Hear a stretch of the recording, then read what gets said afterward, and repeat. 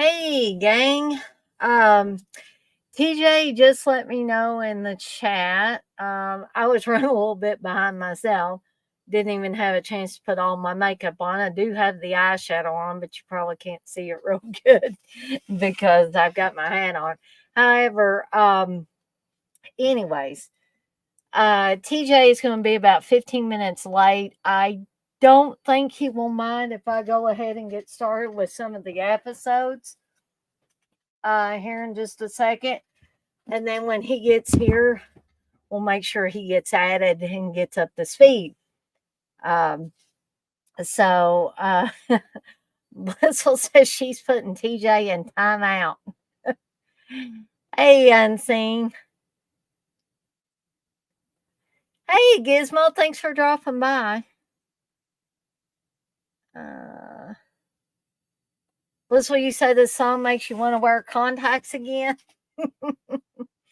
Yeah, that Rainbow Eyes song, that can really get everybody going. So, without further ado, I don't really have anything to talk about during the daily grindhouse.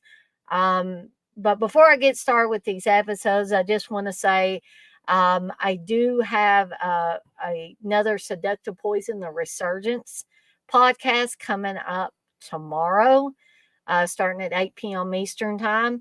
Then Friday will be midday with Dana and Jay. I'm going to try to get something together as far as an intro for this. CK made me an awesome logo that I'm going to be incorporating into the midday show as well. So you guys can look forward to all of that. Plus, the watch alongs for this Saturday and Sunday, which will be Phantasm and Stand By Me, both starting at 7 p.m. Eastern Time. So let's go ahead, I guess, without further ado, and I'll start talking about the episodes, and then we'll get TJ up to speed when he gets here. Um, you're excited about both, Blissful? Well, I'm glad. So the first, we're covering the last 8 episodes of the second season. This is also some of the later episodes, but well, I guess probably the last 3 or 4. They introduced Johnny, who a lot of you will remember that watched this series originally.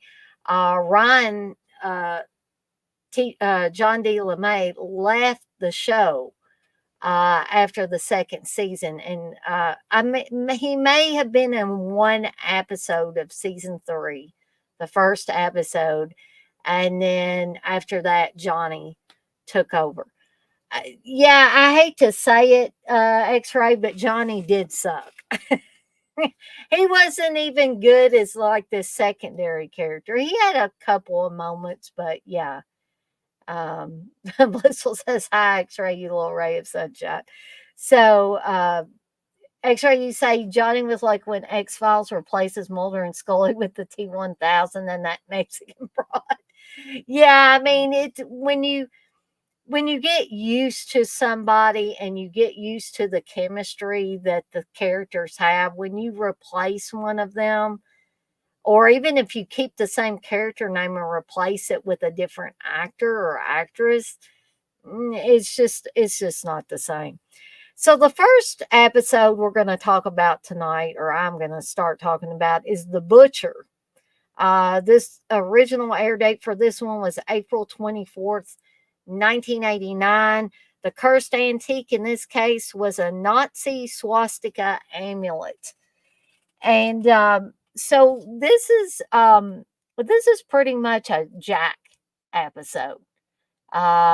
Mickey and Ryan, I believe, are out of town at this point, and Jack, I guess it was during World War II. I I've forgotten all my history, but yeah, World War II. There was a Nazi named Rausch who was also known as the Butcher, and he basically tortured POWs.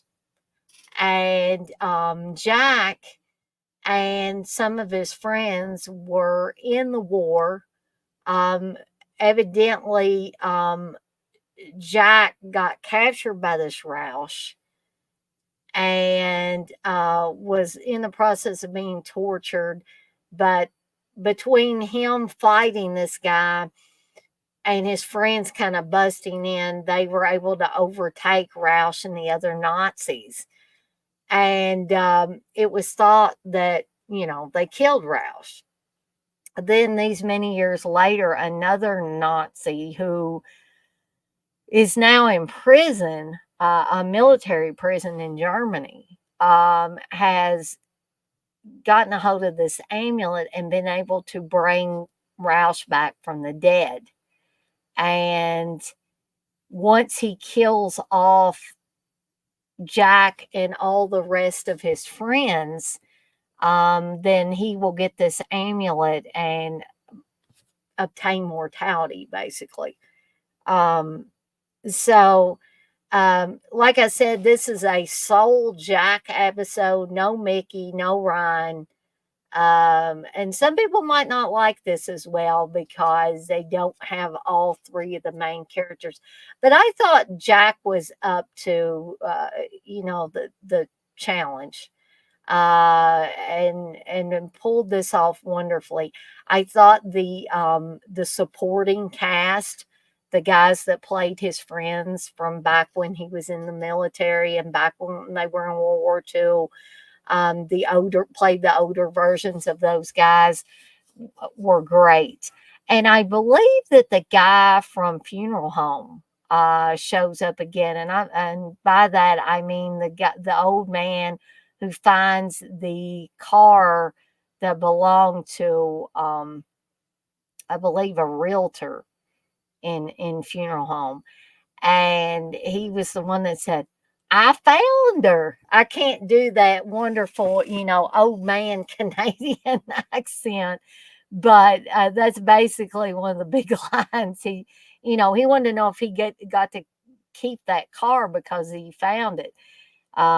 So I believe he is in this as one of Jack's friends and military comrades, and so the way these people are killed off in the episode is through barbed wire. So basically, Roush strangles them with barbed wire. So pretty brutal and dark episode.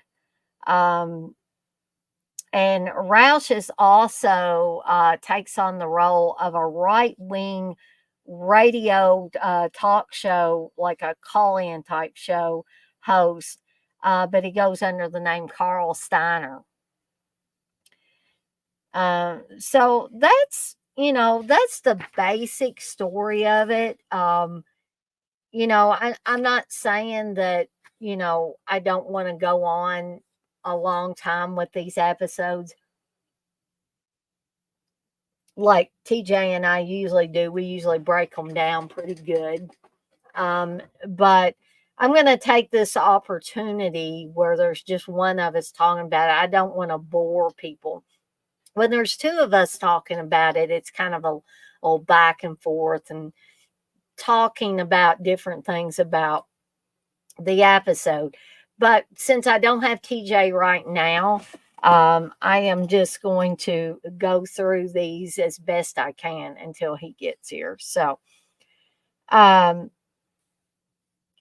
so this is kind of an unusual way. Usually, when they get the cursed object back, they will put it back in or put it in the vault at Curious Goods. Well, in this case, Jack puts the amulet in his foot locker where he had pictures of he and his friends and a bunch of other military stuff. Uh, and then he takes the entire trunk and puts it into the vault. Um,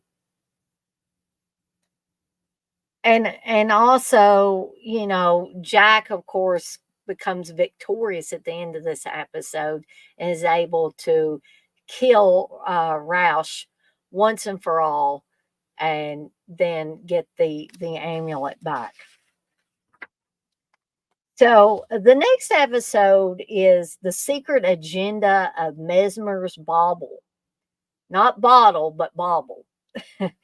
uh, this one, and there's TJ under the name Witch Please. So he just missed the first episode, me talking about the first episode, so he can join me for the secret, or actually it's Mesmer's bauble, but they've got it in the book as The Secret Agenda of Mesmer's bauble. So I don't know, maybe TJ can shed some light on that. Maybe this was the original title of the episode or something. So let me add TJ to the stream real quick here.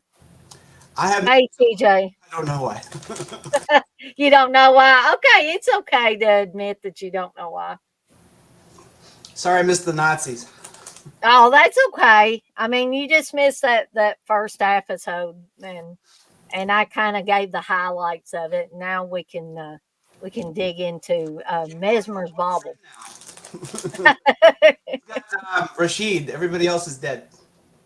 Yeah, exactly. All his war buddies are gone now. Yep. He has no son. He's got no uh, almost wife. He's got everybody's dying on him. So. Yeah, and there's going to be more kind of familial deaths as we go along, but that's the only thing I'm going to say about it right now. But I did tell everybody that there's several little pop-ups of Johnny in these few remaining episodes. Yeah, So his first episode, he's a pip. yeah, exactly. So this in this case, the cursed antique is a crystal pendant. And guess who we have in this episode? We have Vanity in this episode. Does anybody remember Vanity? That was part of the group Vanity 6, created by Prince. So Vanity is in this playing, what is her name? Is it Angelique or Angel? And Oh, Angelica. Angelica. Okay. You Angelica. took babies. Yeah, right. So I thought that Vanity was the girl on Terror Train, She is. and I had to go look it up because I was asking Steve. I was like, "Isn't that the chick that was on Terror Train?" He said, "I have no idea. I don't like that movie very well." Dee Dee Denise Yeah, Denise Dee Winters. Yeah, that's yeah. yeah, And she died. She had yeah. She had kidney disease, or she yeah. died of kidney It failure. was from all the drugs she did when she was younger, supposedly. Which she became a born again Christian and she denounced all her movies, Yeah, music. She said Prince caught. I'm like, did Prince push you to do drugs? I don't know. That when people get too religious, I think they just start blaming everybody, and it's like God is like. Actually, yeah, she mentioned in the Curious Goods book that the author she asked her to comment and she said no because that was around the time where she was a pastor or something like that, a preacher.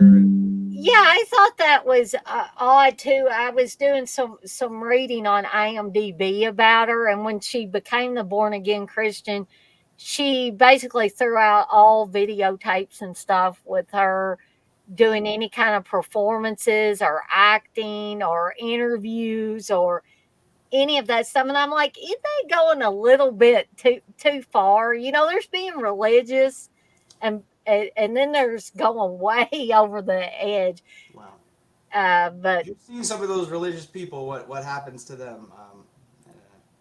well, it sometimes it seems like people that are just religious from the beginning, sometimes they don't seem to be as bad. But these people that claim to be like, I saw the light and and I'm not making fun of religion or anything. I'm just saying sometimes when these people just wake up one day and say, I'm a born again Christian and now I got to renounce everything I've done in my past. But when a murderer, people molester becomes born again, and then they say everybody else is evil, you're gonna take Yeah, that with like an ocean of exactly. salt. It's just that's it.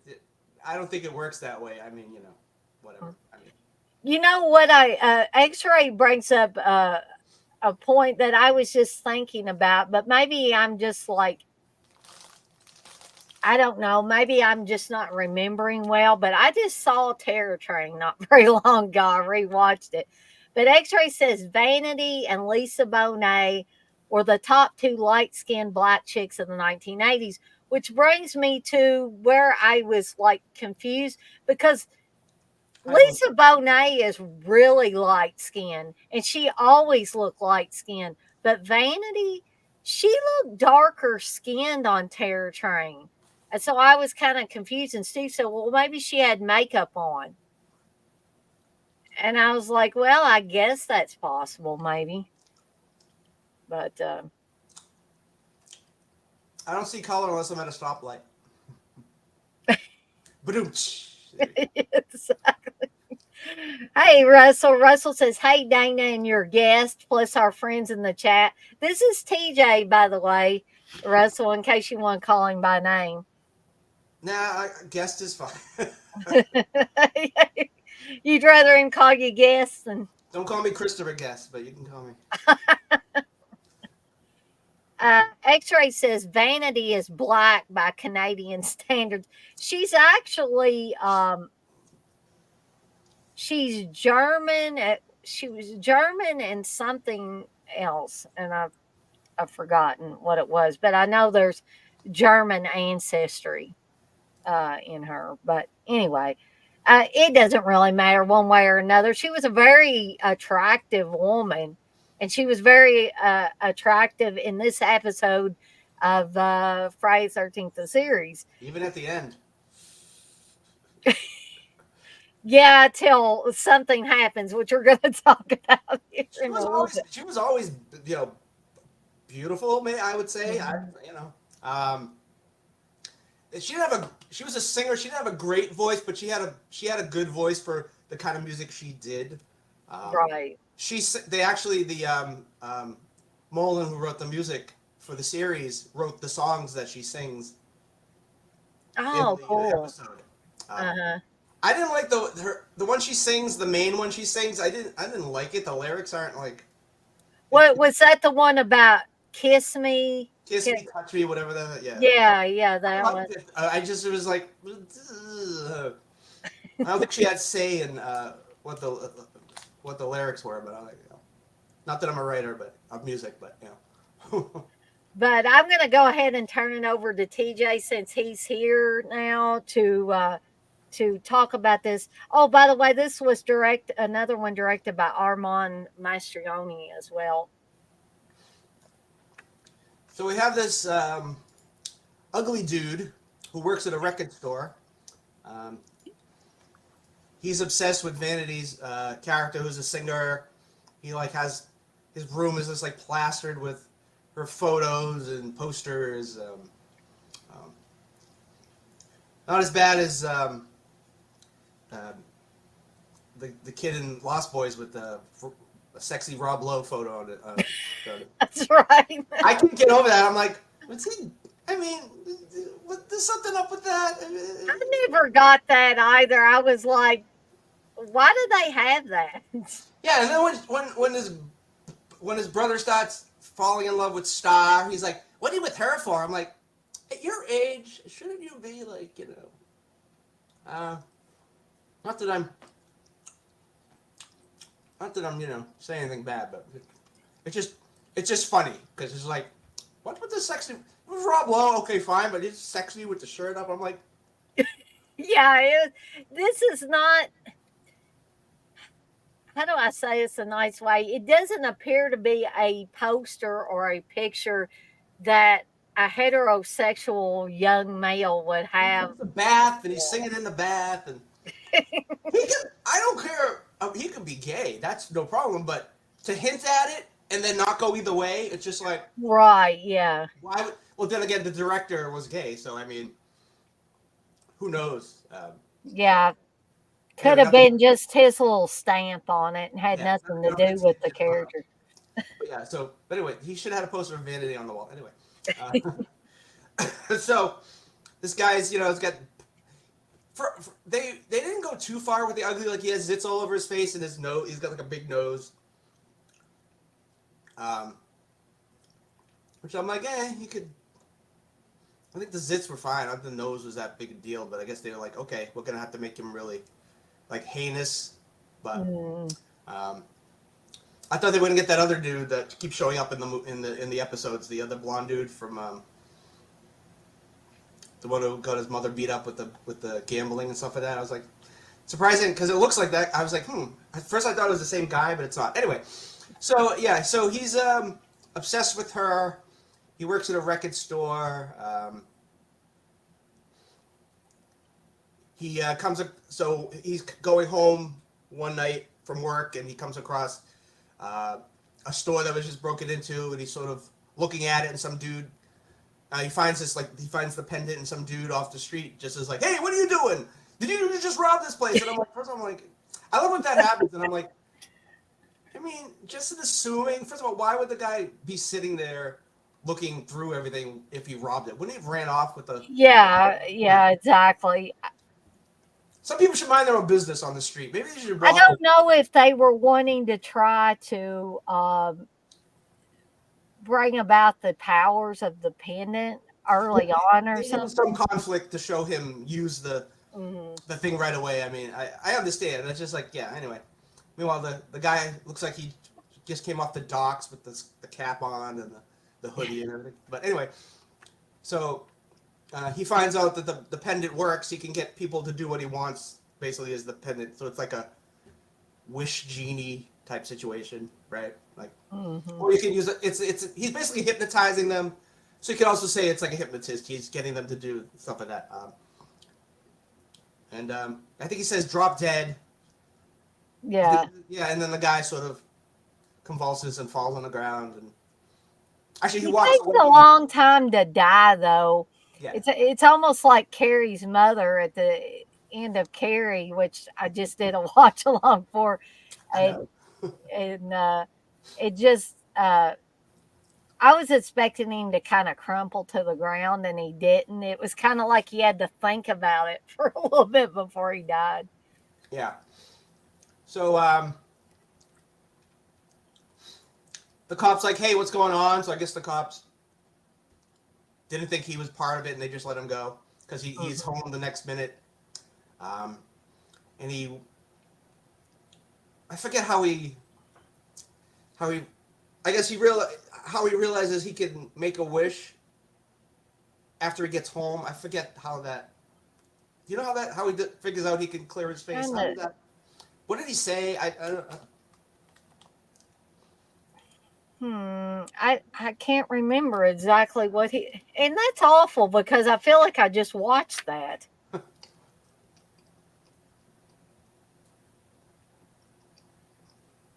Yeah, I don't know. I mean, it was kind of like, like a lot of these episodes where originally he found out by accident that the pendant could do something. Like, yeah, how does he know what it can do for him? So because he makes a wish for his face to be clear, and then he's like, "Oh, do something else," but then it doesn't work. So he realizes he needs to per wish. Basically. Yeah, I think he does. Like he tries to do something else, like as far as his appearance, and he kind of frowns because it doesn't do anything. And then I guess he puts two and two together at that particular point. I got to kill somebody first. Because doesn't he look in the pendant and then he sees like a shadow or a vision or something? I think that's what it is. He sees, yeah, it's almost like it reflects something back at him. Excuse me. So yeah, so his face clears up and then he decides, he figures it out. Meanwhile, we cut to Jack, Mickey, and Ryan. They're back. As in the last episode, it was like just a Jack. Yeah, just a Jack episode. Excuse me, I got a little bit of a cold, so I'm a little stuffed up here. Well, I was gonna say, are you feeling bad? Because I hate that you felt like you had to come on here if you don't feel good. No, I'm stuffed up, and though yesterday my voice sounded really deep. I was like, oh, I wish it would stay like this. I sounded really cool. Now I'm just gonna I think you have your voice seems just right to me. Um, but I guess almost voice. I guess guys, sometimes if they don't have super deep voices, they want to have a deep voice. Maybe I don't know. I mean, I could talk like this. Hello. But it's too much of a hassle to keep it up and remember I have to talk like that all the time. That's like on TikTok now. You can change your voice. You can modulate your voice. Oh, really? You can make it deeper or higher. They have like little icons, and you can sound like the Joker. So like you get the cadence of the voice. Not really. Well, It's not like Scream 3 magic voice changer that Uh, you can get well, everybody. you know what you can do. You can, and I haven't had my mixer out in a long time. You can get you a mixer, TJ, and then you could, I guess you could lower the pitch of your voice if you wanted to. Plus, you can sound like I can sound like a man if I wanted to. Uh, Yeah, but then somebody meets me in person, and they're like, "Where'd that voice come from?" So anyway, yeah, they're when does the snowshoes come in? Isn't there an episode when they start talking about cursed snowshoes? Was it? This wasn't this episode, was it? It's in one of these. No, I think that's in one of the later ones. That's like a kind of a Mickey only episode because I know Jack That's and right. Ryan go snowshoeing, I guess is what they're doing. So yeah, I forget what Jack is reading, and they're maybe it is the bauble. Oh, that's right. They're reading the newspaper because of the robbery. So that's where they okay. And it's Yeah, one of the missing items was the bauble that they know is what it is. Yeah. right. All right. So that's what happened, and then we cut to um, Vanity's character is doing like a she's gonna doing some kind of like recording or something, and all the crowds out there cheering, and then the guys looking around and it's like, yay! And he's in the audience and he's like screaming for her name. We find out through the record company that he works for, um, the her pu- publicity person or whatever it is. She is looking for like Mhm. records to like have Vanity sign for the fans or whatever, something like that. So she's coming to the store to order a bunch of records, and the owner, who's a nice lady, she's like, oh, hey, you'll meet with this woman and you'll discuss with her about what she needs for inventory because I guess he's like the inventory dude. Um, and then he starts asking her really personal questions about Angelica, like does she sleep naked? And I'm like, I know whoa, it's like what a weirdo. really? I mean, I understand he's obsessed and all that, and maybe you could say the bauble, the curse is making him a little bit more forward. But I'm like, dude, did you not just hear what you just said? I mean, it's like, I know. I was kind of shocked by that too. I was like, did you really just say that? and then he's like mad that she won't answer that question. I'm like, really? You're asking another woman about someone she works for. And it's like, okay, but anyway, realm of the story, that's how it's written, whatever. Um, and he's like, what kind of men does she like? What kind? She goes, not like you. And then he uses the pendant, kills her. He makes her go play in traffic, Yeah, that's basically. right. Before that, he absconds with her pass to get into backstage and everything like that. Yeah. So he's doing it. He's not just killing her just because he wants the thing, and it's not just that insulting thing about him not being attractive, whatever. And then he makes the wish to look like somebody that she would fall in love with, basically. Um, Mm. um, Meanwhile, Mickey and Ryan are trying to track them down. Ryan's a big fan of her music. He loves her music and whatever. Um, Of course, Ryan is yeah, I'm like, surprised he didn't try to date her and kill her. But anyway, yeah, exactly. meanwhile, she has this. So he becomes like attractive though. I'm like, he looks different, but I don't think he looks that much different. But whatever. He's Yeah, not. just no blemishes, and maybe his nose was a little smaller, but Yeah, yeah, he didn't go from Melvin from Toxic Avenger to Hugh Jackman. I mean, no, he kind of stepped over like half a step into attractiveness. I mean, he didn't really like that he go. didn't go into. And I'm going to say this because I love Matthew McConaughey, but he didn't go into Matthew McConaughey territory. or anything like that. Yeah. So she has this she has her manager who's a jerk and kind of sees him like eyeing her down, and but he's like, I work with the because he's like, I work with the record store company or whatever. Like he's like, but he's acting like he's all fancy and stuff like that. He's wearing one of those white, 80s Yeah. suits that are like way too big. I don't even know. And that was in style back then.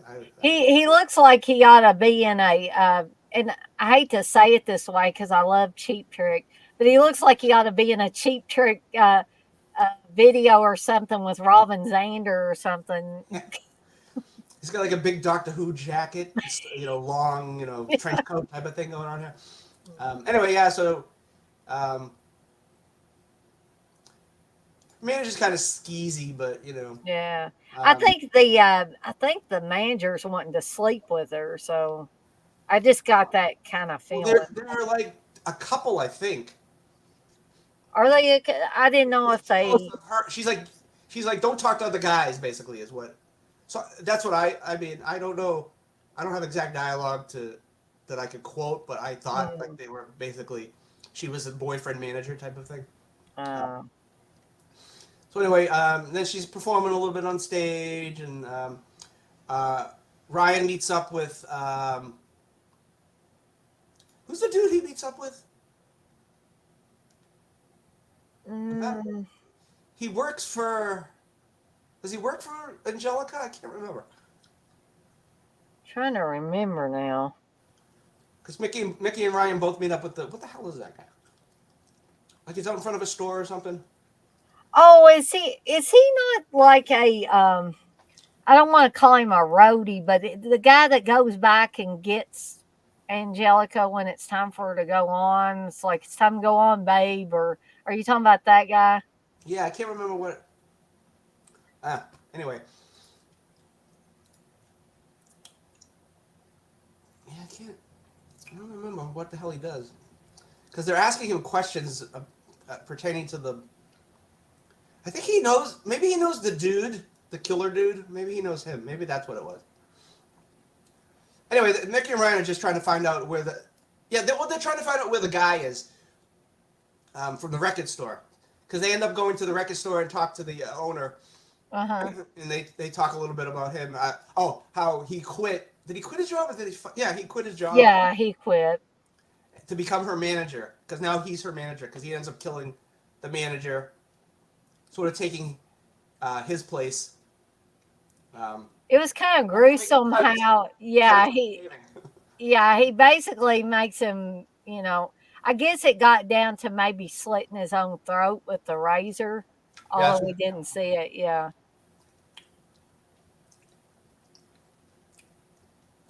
And he makes another wish. Um, then he goes to visit Angelica after the guy's dead because she's crying. She's got, she's crying. She's sad. She's in her makeup room and she's like, oh, my manager boyfriend, whatever, he's dead. And he's like, no, I'm here for you now. I'm here to make you feel all better and stuff. And then he wishes for him. He wishes that she's in love with him. So she has no say in this matter, which is a little bit rapey. Well, it's a lot rapey, but um, so they're about to make love, and and he sort of shies away for a second. And she's like, "You don't want me anymore," and he's like, and this is where he realizes he doesn't want to have her. He wants to be her. Which is even weirder and creepier. Well, it, it it's deeper than like I want to physically be her. He wants to see that's the whole point. He's not obsessed with her because he wants her. He wants to have what she has. Her Mhm. her notoriety and her everybody who people love her and people respect her and he wants to be her. Not he doesn't want to have be a woman. He wants to be what she has. Mhm. It sounds weird when you first hear it, but when you kind of think about realize what he wants, and at the end we get a little. so he ends up, they end up. That's what how he becomes her is pretty weird and very It's like yeah, it's bizarre. society, but we don't really see what's going on. Yeah. So they sort of meld together, and so you see it Mm. through the pendant because. Ugh. Yeah. Sorry, I'm coughing up. Um, talking. Well, it's kind of gross, but anyway. So they sort of, yeah, it's sort of like slimy, and they sort of become one person, and you see through the because they literally were naked when they were filming it um, to get the scene to really visually look right. Mm-hmm. Um, so they were like, how do we film this and get past censors? So you see the lovemaking and they're naked, but you see it through sort of like through the bauble. Yeah, exactly. It's kind of like a Rocky Horror Picture Show with Frank and Janet and Frank and um, uh, uh, can't think of his name. Barry Bostwick. Oh, Brad? Brad, where they're behind the sheet. Yeah, You know what's exactly. going on, and you see. So it's sort of like that. It's sort of that look. It's like a Hmm. shadow, but it's visually looks cool with the bauble and everything like that. You So they see end it, up, but you don't see it, yes. kind of thing. So, but yeah, so it ends up after he's done and becomes her. It's like this puddle of goo, and it looks like the stuff that Debbie's face falls into in Elm Street 4, when she becomes a cockroach. It kind of looks like that Yeah, stuff. yeah. And when Mickey and Ryan break in, Mickey kind of touches it, and I was like, "Ooh, why would you touch slime on the floor, Mickey? Come on." Yeah, I thought she was touching it a little bit too much. It's like, put that shit down. Don't be messing with it. But anyway, so now Angelica is performing on stage, but it's not Angelica. Um, Right. um, anyway, he ends up dying on stage, and it's a weird sort of like he changes from vanity to himself, but he's still wearing her performance outfit. Yes. Um, Very bizarre. yeah, and it's like close-ups with like if you see the transformation, like her chest kind of flattens, and it's like it's very weird. Like I said, it reminded me of Society, except you don't see as much in this as you did in that movie. Right. Um, yeah, and they retrieve the bauble, and Jack and Mickey and Ryan are having breakfast or whatever, and he's like, yeah, he didn't even realize what Jack is like, yeah, the guy didn't even realize what he really wanted until it was too late, and yeah, and it's not a happy ending. It's not like they separate and she's alive. No, they're both like she's disappeared. Like she now no longer exists as far as Mhm. her physical form. And it ends with them sort of. I think they play her like slow ballad song, and Yeah. Ryan's like, oh, And he lays the two tickets down on a table that have already, been torn in half when they went to the show, and it's like the dream's over type of deal, pretty much. yeah, too bad for Vanity, but yeah. So, but before I did like the episode, by the way. It was very, Mm, I mean, I love what they got away with and the way that they filmed it in such a way that they got away with a lot more than they probably should have. But they didn't really show anything, so they could do it. And I liked, the effects, because even though you didn't see the guy slitting his own throat or cutting his face or anything, you could hear him, as he's cutting himself, and you could see the blood dropping into the mm, sink and stuff yeah. like that. So it's very effective without showing a whole lot. But did really like the show, like seeing Vanity on there. That was interesting as Rest in well. peace. Yes, yes. Even if she did get all freaky religious later on, she was still like, I thought she was a great actress, and I thought her singing was pretty decent. It might have not, as TJ said, it's not 100% all star type of singing, but it's good though. Um, A little trivia: the Vanity song "Nasty Girl" was used when they were filming Return of the Living Dead.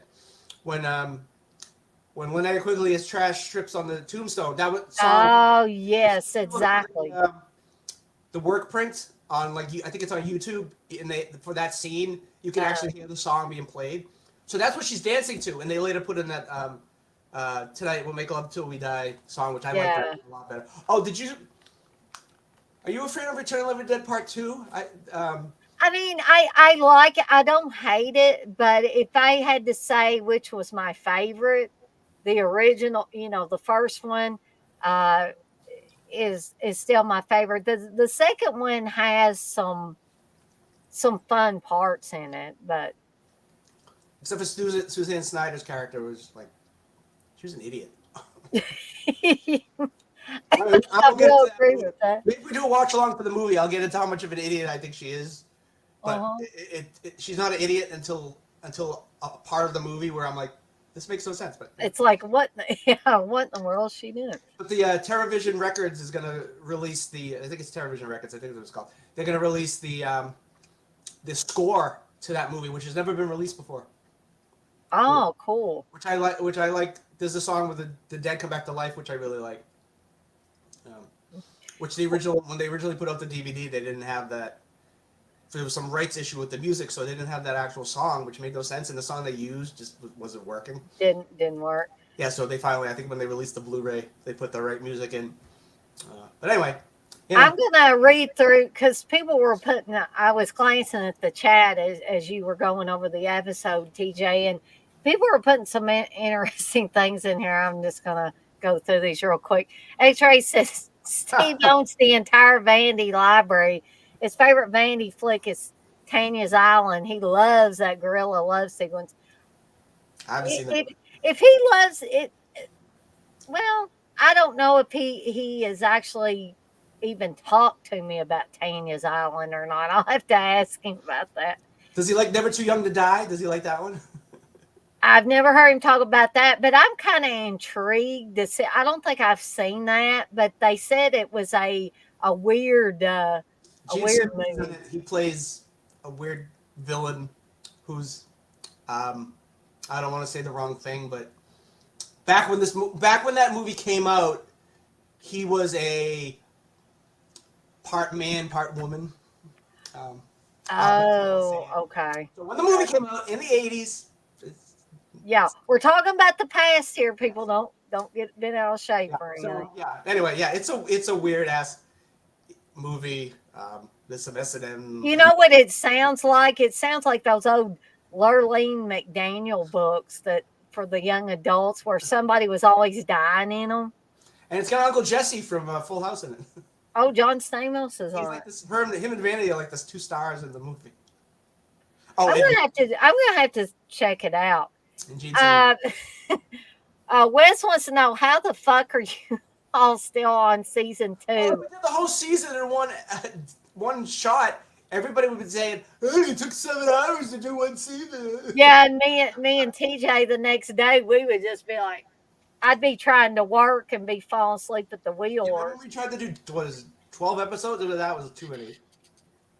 Yeah, we decided that was too many. And at 45 minutes a piece, there's no way we would be on here for 2 or 3 days trying to cover the episode. Well, like a regular podcast, they do 1 episode per episode. Right. So we would have still been on like the first season if we were doing it that way.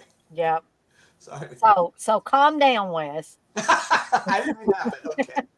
I'll say it. Calm down. You know him better, so that's we're at all. Russell says Bill Cosby disowned Lisa Bonet because of sex scenes in Angel Heart. Big Mickey Rourke fan. I didn't think he disowned her because of that. Maybe TJ can confirm or deny this because he knows more. I thought it was because they're doing the movie.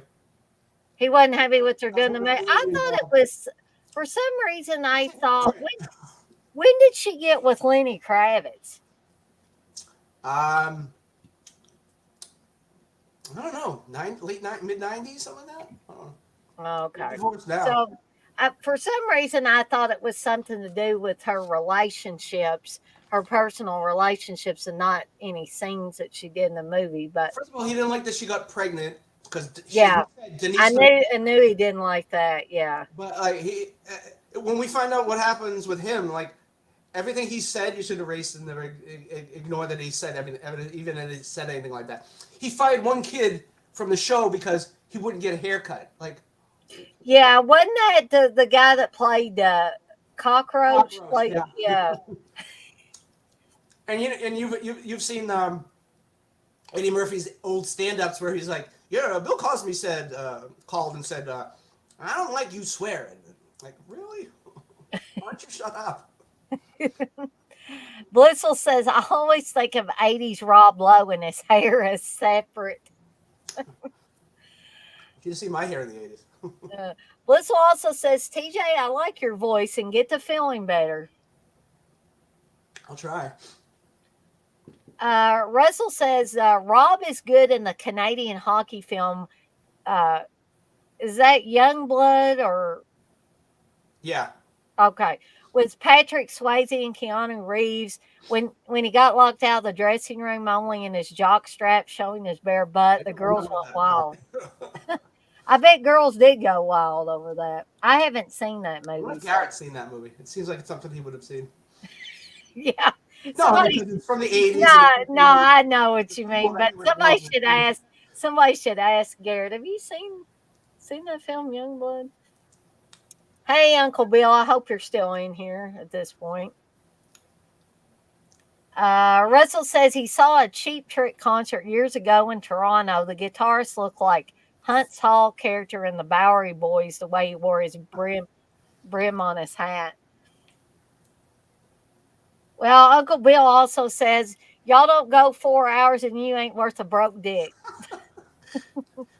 Well, he changed his mind, didn't he? Yeah. Last time we did like it was barely two, like it was just a little over 2 hours, right? Yeah, we were trying to get done because of Uncle Bill's birthday party stream. I know. Hey, Rooster. And Rooster also says hey to TJ as well. Uncle Bill says, I want commentaries over every episode of the show, y'all. Sorry, copyright, can't do that. Yeah, can't do that. X-Ray says Vandy was never a great vocalist. She just had great look and charisma. Yeah, like she could carry a tune, but she couldn't belt out a song, you know? Russell says, TJ, you look a little bit like Charles Fleischer, voice of Roger Rabbit. Please, I do not. I don't think you sound like Please. Roger Rabbit. I'm sure Russell didn't mean it in a bad way. Where do I get a haircut? I'll look better.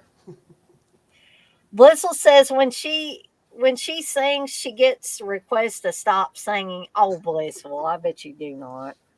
When I'm in my car, I have the greatest voice ever. So When I'm in the when I'm either here by myself, I will sing and dance around and stuff if nobody, But see, we got cameras in our house, like security cameras that Steve can watch from work. So I have to be really careful about which rooms I'm in doing what the hell is she doing over there?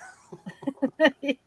Well, he said one time it was around Halloween and I was listening to the soundtrack to the Rocky Horror Picture Show. And he said he couldn't. I was singing the Time Warp, and I guess I was going like that. You Instead do the dance if you do the song. I mean, yeah. Well, it's probably a good thing that I wasn't doing the. If you do a watch along, you have to dance to the Time Warp. Oh, good Lord! And I'm supposed to be doing a watch along for Rocky Horror Picture. You have to. It's a law. Is that TJ's law or something? Yeah. I'll be the narrator. He just points and he moves his knees, and that's all he gets to do. Okay, I'll tell you this. I'll attempt to do the Time Warp dance if you'll come on here with me live and do the dance too. Okay, if I'm not doing anything, sure. Okay. Otherwise, if TJ's not on here or somebody's not on here doing the damn dance with me, I ain't gonna do it. But anyway, back to the episodes. The next episode is Wedding in Black, and the cursed antique this time is a snow globe. And I like this episode because it literally has people being trapped in a snow globe, which I don't know what TJ thinks, but I'll turn it over to TJ in It's like just a Krampus, second. But except I thought it yeah, exactly. I thought it was an interesting way to do a show. Some people might think it's a lazy way to do a show, but I thought it was interesting. So I'll turn it over to TJ to talk about the episode.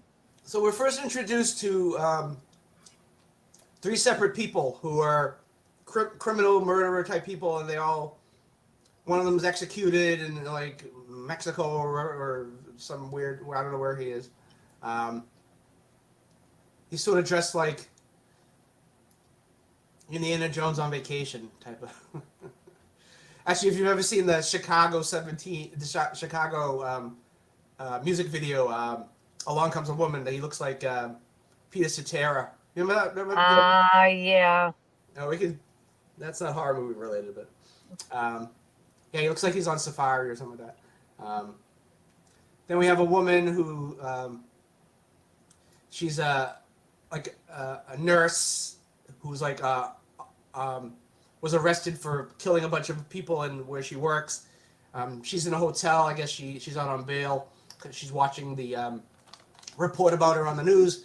She goes in the bathtub and slits her wrists. Then we get this monk dude who is not monk. He's like a priest, and he's a missionary type priest, and he's like helping people in like I think he's in Africa or something like that, and he's basically trying to rape this poor native girl. Yeah, that is very bizarre and creepy. He's I mean a priest in the 80s. I mean, you know what they were doing. Uh, I'm not even gonna go there. yeah, but you know, I'm just generalizing. And Yeah. they burn him to death in his bed, which I'm like, first I was like, shouldn't you check the trial? Then I'm like, yeah, that's fine.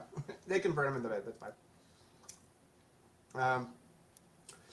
So we meet them and they're all die, and you're like, what's going on here?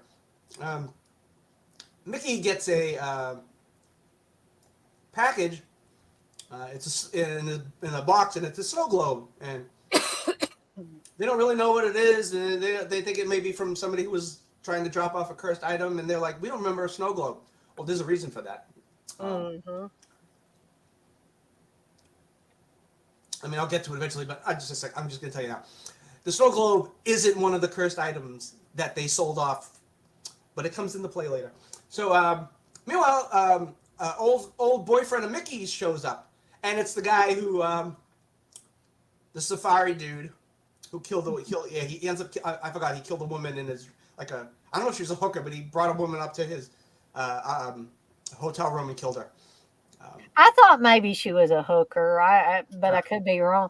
But I wanna ask this question: how many damn old boyfriends does Mickey have? Look at her. Yeah, I know. Roby was hot.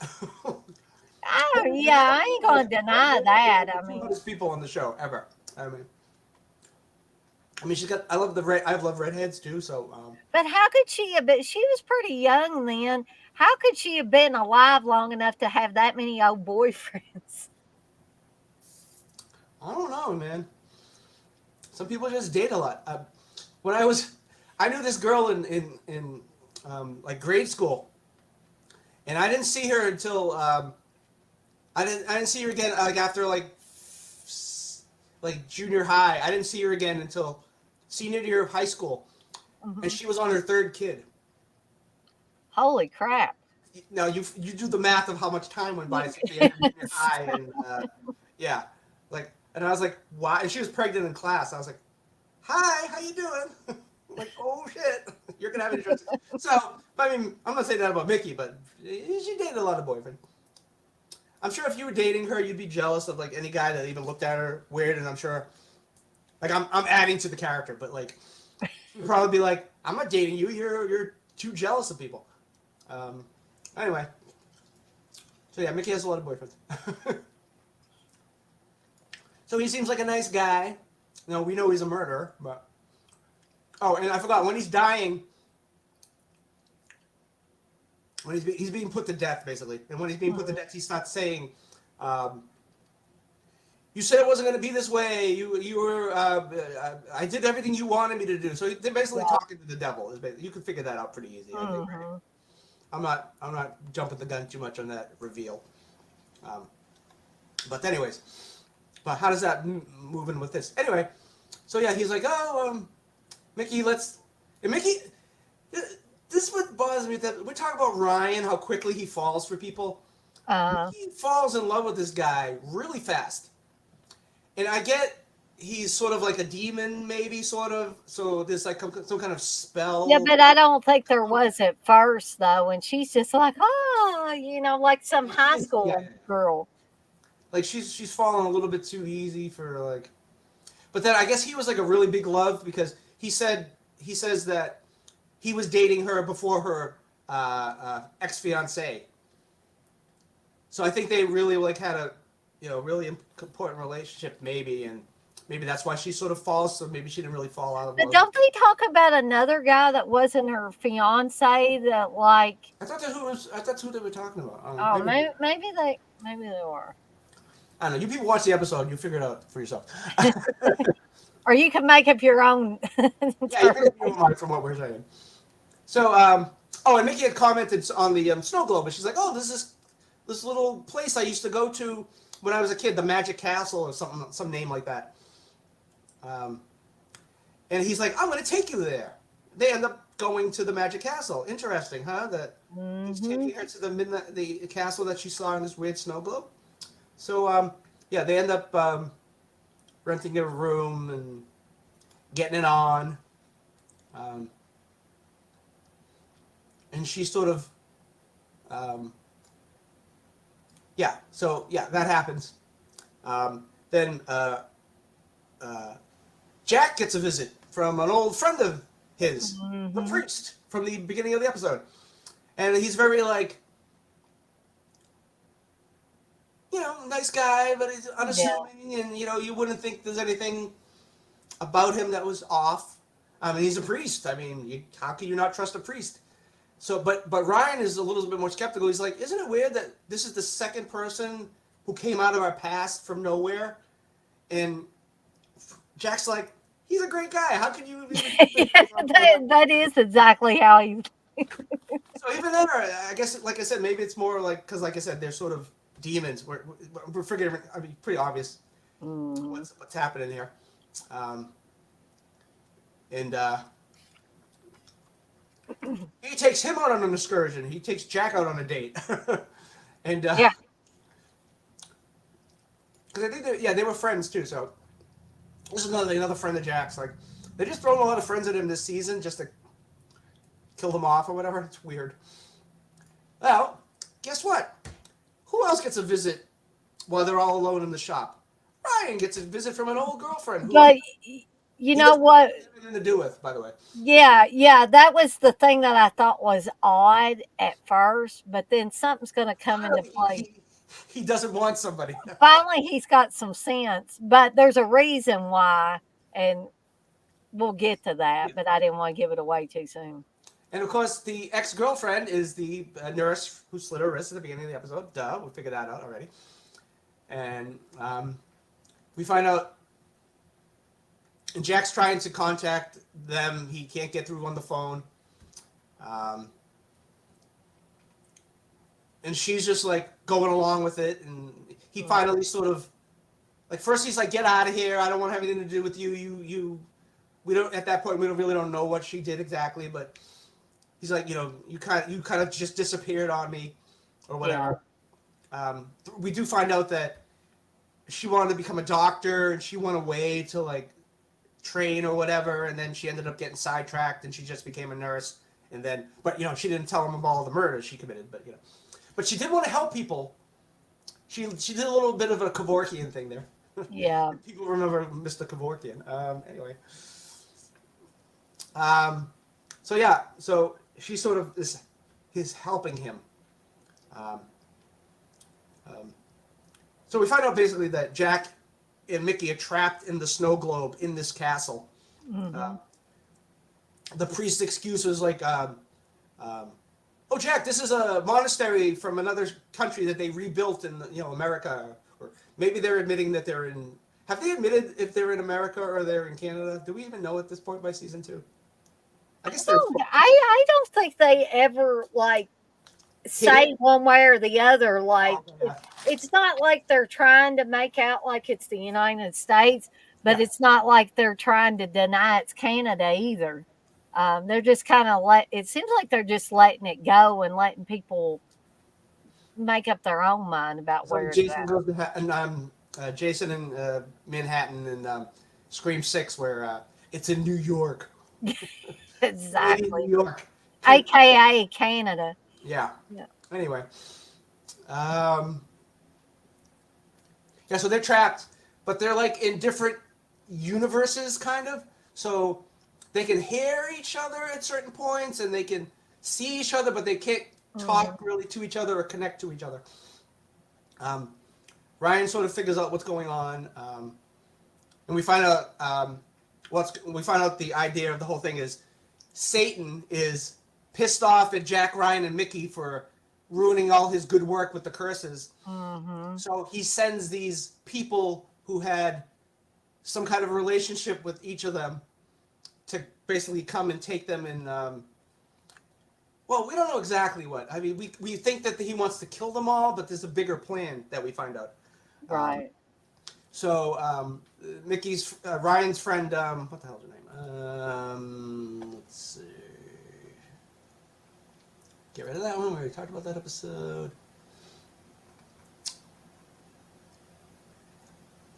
Black Wedding. Okay. I had to get that Billy Idol song out of it. Maya.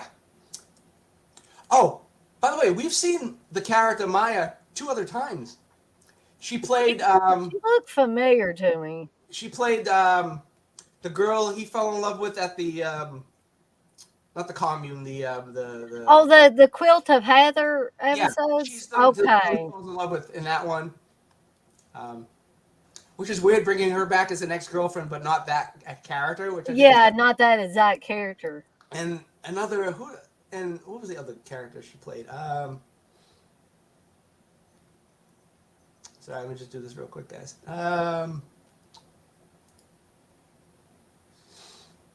She was Lori in Cupid's Quiver. She was the girl with the curly hair Oh, who they tried to okay. save. Yeah. Hmm. So yeah, she's played kind of major like she's not a secondary character. Oh, I mean she's a secondary, but she's not just like a character you could sort of like not remember. Like she was like a main character in each of those stories. Right. But they did that with that other dude. He was a villain in 4 episodes. So I mean So anyway, where was I? Yeah. So she doesn't want to. So she actually cares about Ryan and doesn't want anything to happen to him. So she goes against the devil, but the devil's like, "Well, I'm going to send you to hell for eternity," and she's like, Yeah. "No, no, I'll do what you want," because she doesn't want to go to hell. Um, so she's got morals, I guess. I don't know.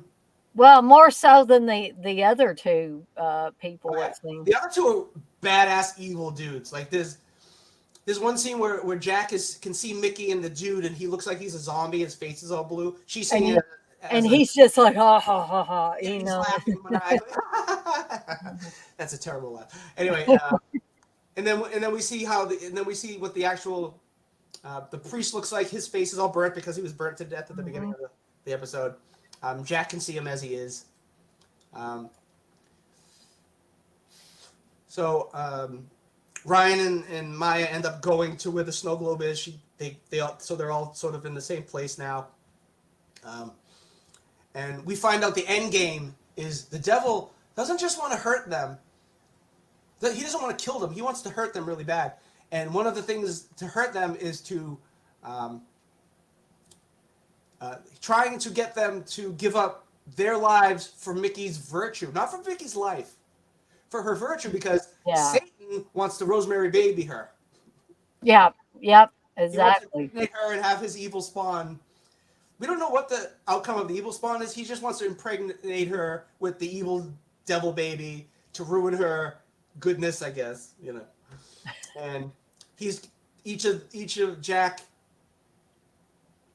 and Ryan are trying to Jack and Ryan's evil demon guys, the priest and Mickey's ex-boyfriend there are trying to say, hey, you'll trade your life for Mickey's soul, basically. Mm. And they try to find a way out of it. And, you know, this is Friday the 13th series. This is the three main characters. We know how it's going to end. Um, but I do like... oh, and Mickey has to willingly give herself... There's a technicality about that, too. Mickey has to willingly give herself. But she's willingly giving herself, kind of. Mm-hmm. Like she's sort of under a spell or coercion type of thing. So and she's being lied to. So is she really giving herself freely if she's giving herself to a lie? I mean, Yeah, I she's would think no. true. It's a little. I don't But know. but we're dealing with the devil here, and the devil lies anyway. So I guess he thinks he can make his own He rules. also mixes lies with the truth. Hmm. I wasn't even trying to do Mac Von Sydow. I just dressed. But yeah, Mickey's in a white dress, sort of writhing around on the bed with a very big Yeah, 80s. what is she doing with that white dress? That very virginal white I don't know. dress. She ain't no virgin. We know that. Well, you know, she can still wear white. It's after Labor Day. It's winter, so it's after Labor Day. Anyway, she gets set free. She literally runs out of the house. She's at. That's another thing I read in the book too. She's they filmed that and it was really winter. It was like really cold out and stuff. And she's in like this flimsy, and Yeah, it's not see through, but it's a flimsy like dress and very stockings. thin. Yeah, Yeah. she's not in shoes, and she has to run out into the you know. And there's one of the guys is on fire, and she sort of chases her. Or he chases somebody gets chased by. Yeah, the guy chases Mickey out of the house, and he's all on fire. Hmm. Um, and in the book, she says how she literally she was the stunt person because they couldn't afford a stunt person to be her with the way it was set up and the camera angles and stuff. It just didn't work out. So she had to run out into the cold and the wet, and there was ice too. She could have slipped and killed herself. Oh yeah. And then the guy on fire, you know, Oh usually my when they're God. on fire, Yeah. they can't see what's going on or anything. So it was very dangerous, but you know, it was Canada and Friday the 13th, the series in the 80s. Of course, you know, you And could do something. Frank Mancuso Jr. said, "Screw it, Yeah. we're just going to do this." So they all escape. I like when they escape out of the snow globe. The snow globe kind of falls onto the ground and bursts open, and then they sort of get out of it. And Hmm. then they have all these flakes all over them because you know it's supposed to be the fake snow from the snow globe is all over them. But yeah, They have a picture in the book too of them, and like the I guess the final scene, and they've all got that fake snow all over them. yeah, They look exhausted too. They look like they're really exhausted, especially Roby. She yeah. looks super exhausted. So they're comforting her at the end. They're at home and they're safe. And Jack and Ryan are comforting her Mhm. and they're like, "Did you get a good look at him?" And she's like, "I only saw his eyes, and they were very, very, you know, they were black, and that's all I saw. I didn't see anything, you know, except for darkness." Mm. And that's when the pearls of wisdom from Jack are like, well, maybe that's what evil is. The not not what's there, but the absence of something is what it is. Somebody should take Donald Pleasant saying he had the blackest eyes, the devil's eyes. Yeah. Somebody should kind of splice that in, you know. But um, so again, I like this episode. These episodes are still very dark, Yeah.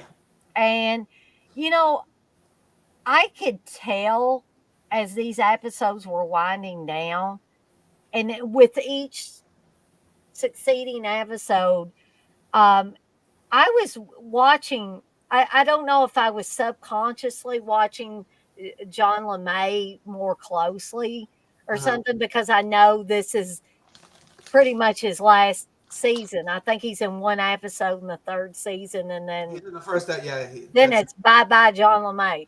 But he looks tired. I mean, he looks like he's not having nearly as much fun with this show. Well, there's a reason for it. And it shows, unfortunately. I think he was doing his best, but it it evidently was getting to him. Well, that's what was going on was his. Did we talk about that before about his manager? Did we talk about that? I don't know if we. I don't recall us talking His, about that. at the time of the episode, I think around probably the beginning of around the second season, Hmm. his manager, she was like, "You're the star of this show. You you need to go on to movies and be a you're going to be a big successful. You Uh, should be in movies." And he wanted to get out of the show.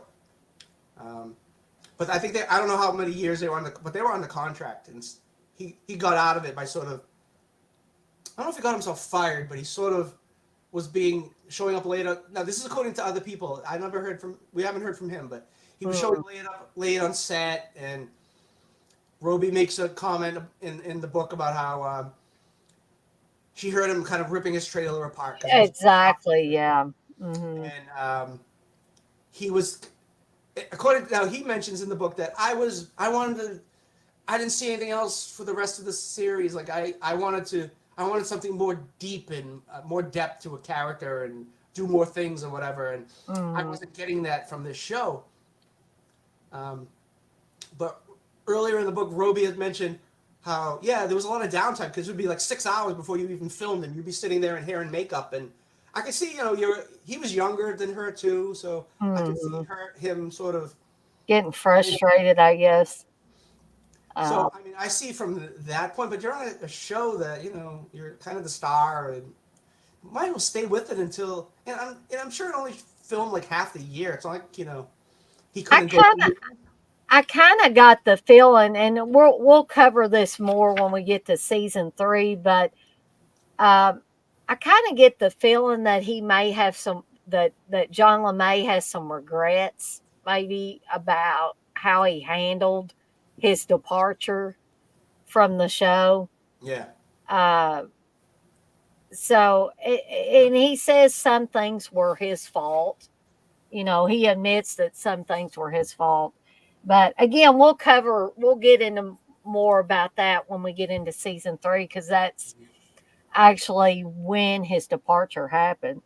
by the way, one more quick thing about this last episode. Hmm. Maya, I forgot that she decides that she's not going to do what the devil wants, so she gets sent to eternal hellfire for eternity, and so she suffers for helping out Ryan. But Yeah. Well, in a way, she kind of redeemed herself by yeah, not, but I mean, yeah, by not going along with the original devil plan and allowing Ryan and the others to be destroyed, basically. yeah. I mean, if you already are going to hell, does God get this kind of sidestep the devil and go, no, I'm taking her now, like whatever. Yeah, I feel like once it's decided, and you Yeah. know. Um, but Anyway, another interesting episode, and it is a shame that John LeMay had to make his departure about the time when I think that the stories were getting better yeah, as they went on. Instead of Maybe that's because this series ended so early on. It ended, they didn't even finish the third season, right. and it ended. Um, but usually series go in the other direction. The first episodes are good or great, and then by the time the final season happens, they just kind of go in the wastebasket a little bit with a lot of them. But the one good thing about this series ending early was, with the exception of having Johnny on there, It didn't Yeah, I couldn't really see get. all that damn Johnny. Thank God. They didn't really go in the toilet or didn't go in the wastebasket with the episodes. Um, but I'm gonna read through some of these. I gotta read this one that Wes has put up here because I have a response to that. It's probably gonna be fuck no. And I think he's just yanking my chain about this because Oh he God. says, rumor has it Last Slumber Party is one of the movies coming up for the Vinegar Syndrome sale, which is great. If it does, this gal's going to be purchasing it. But he said, we're going to do that group commentary with Universal Talent bookings. And to that, I say, fuck no. Was that the I guy? ain't doing anything with that dick. That was the guy. Okay. Yes, that was the guy that, like, I don't know where he came from, why he came in there and wanted to start arguing with me about stuff. But Wasn't me. I, no, I know that is TJ would never be like a dick to me like that guy was. That guy came in there and like even after I said, "Okay, dude, you're right." He just wanted to go on and then started insulting me by saying I was the poster child for birth control and stuff. So I don't know what in the hell was wrong with this guy, but he needs to go crawl back under his rock. Is and I'll do a commentary with just CK and Uncle Bill, but if that guy's on there, they're on their own with that guy. Let's see. Russell says he used to lip sync to Meatloaf because when he was young, I looked like him, even dressed up like him with the scarf. I would Wow. love to see pictures of that, Russell. You got any pictures you can share?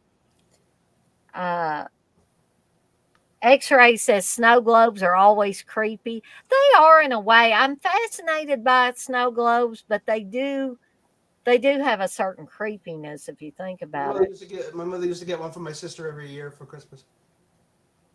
So she probably has quite a few Yeah. Christmas snow globes. There's still my dad's, which he sold the house supposedly is good. Well, you say sold the house, but until you get the money in the bank, you don't count it as sold. But Right, she's gonna yeah. get her crap out of that. So Uh, X-Ray says Mickey belonged to the streets. she belonged to the city. Yeah. Blissful, yeah, that would be extra creepy. She says a doll snow globe will be the end of me. Blissful don't like dolls. Aw. There's certain kind of dolls I find creepy. I find Raggedy Ann dolls creepy. And that was actually the doll. That was the Annabelle doll. Uh, was a Raggedy Ann doll. It wasn't the Hollywood version of that doll that the Warrens had, but I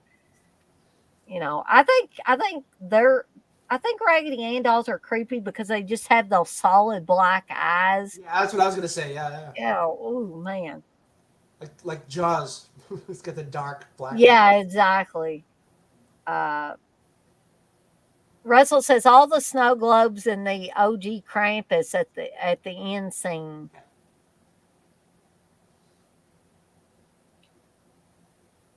Let's see. By the way, you can tell Halloween season is coming. I got my.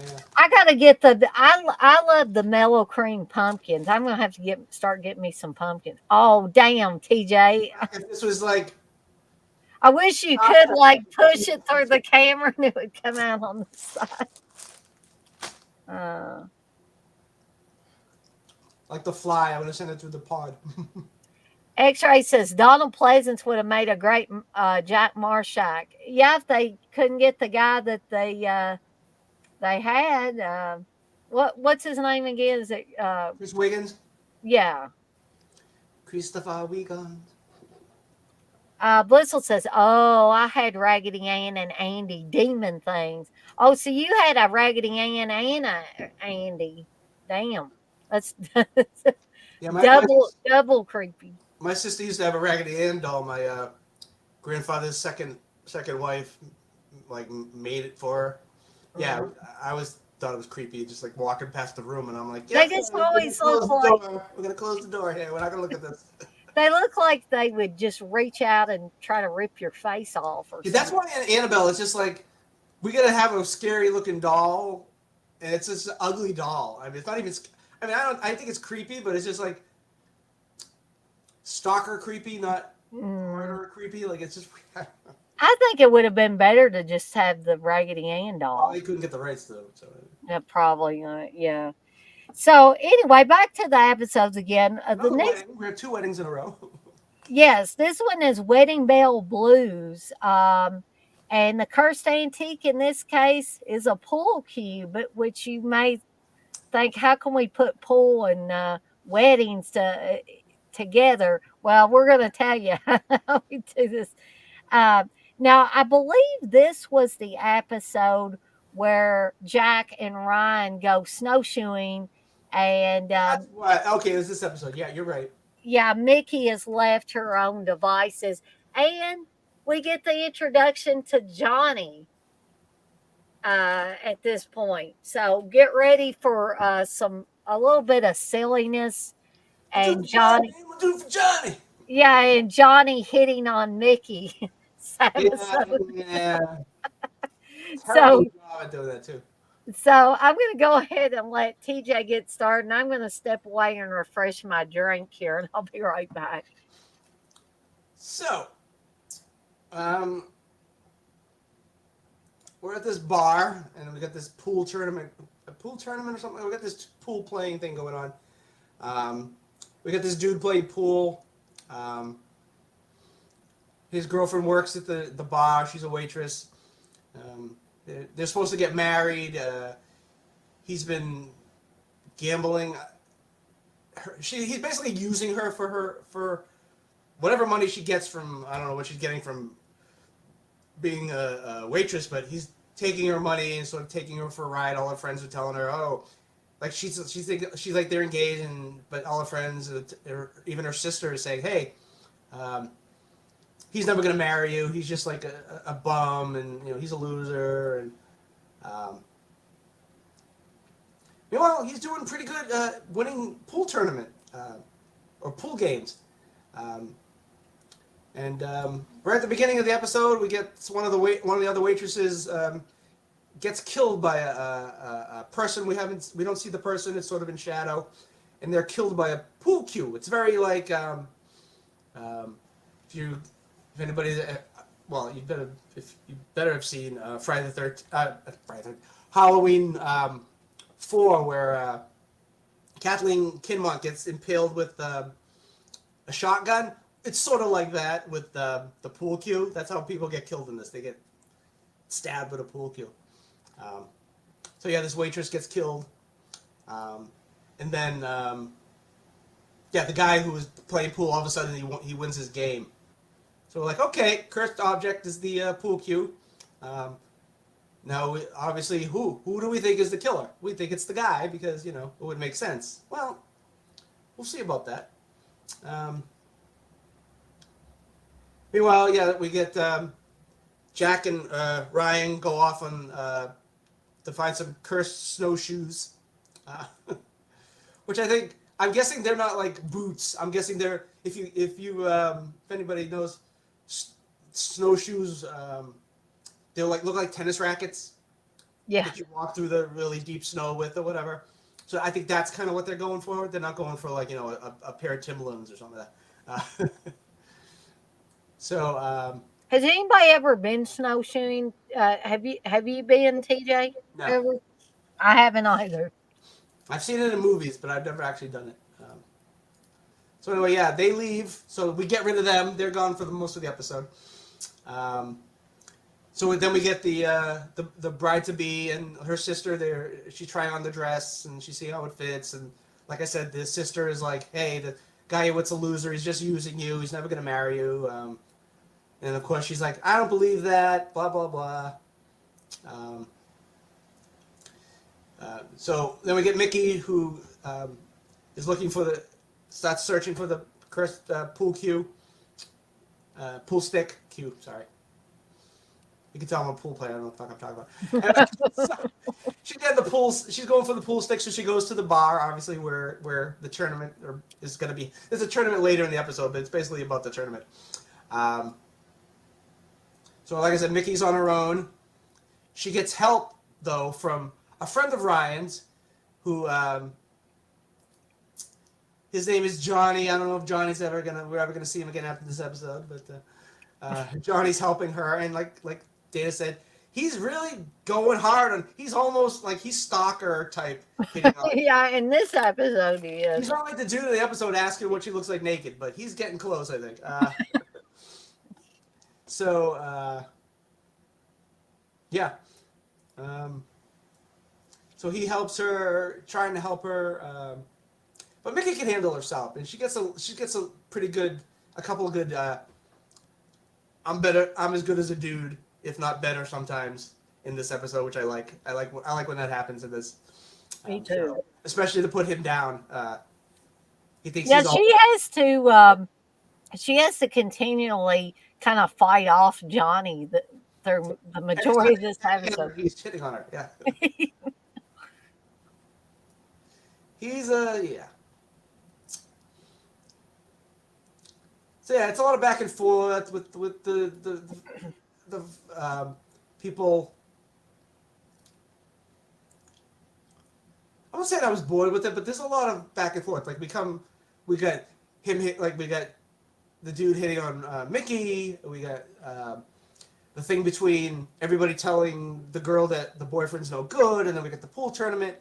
I wish it was a shorter episode. I think it would have worked better shorter. Yeah, I thought that too, because it seemed like there were longer stretches in this episode, and it was the same length as all the others. But it seemed longer because there were too long of stretches where things didn't happen, or things didn't happen to propel the plot along of this episode. It's like, well, like I hate episodes of Family Guy where they start off with something. They're like an A and B story, but then the A story is done after 5 minutes, and then they have another A story, and like, at least that breaks it up a little bit. But I think they stretched out, because this is all an A story. There's no B. I mean, like I said, there's Mickey and the dude, and then there's the pool stuff. But I just think wish there was something more going on to break it up a little bit more than that.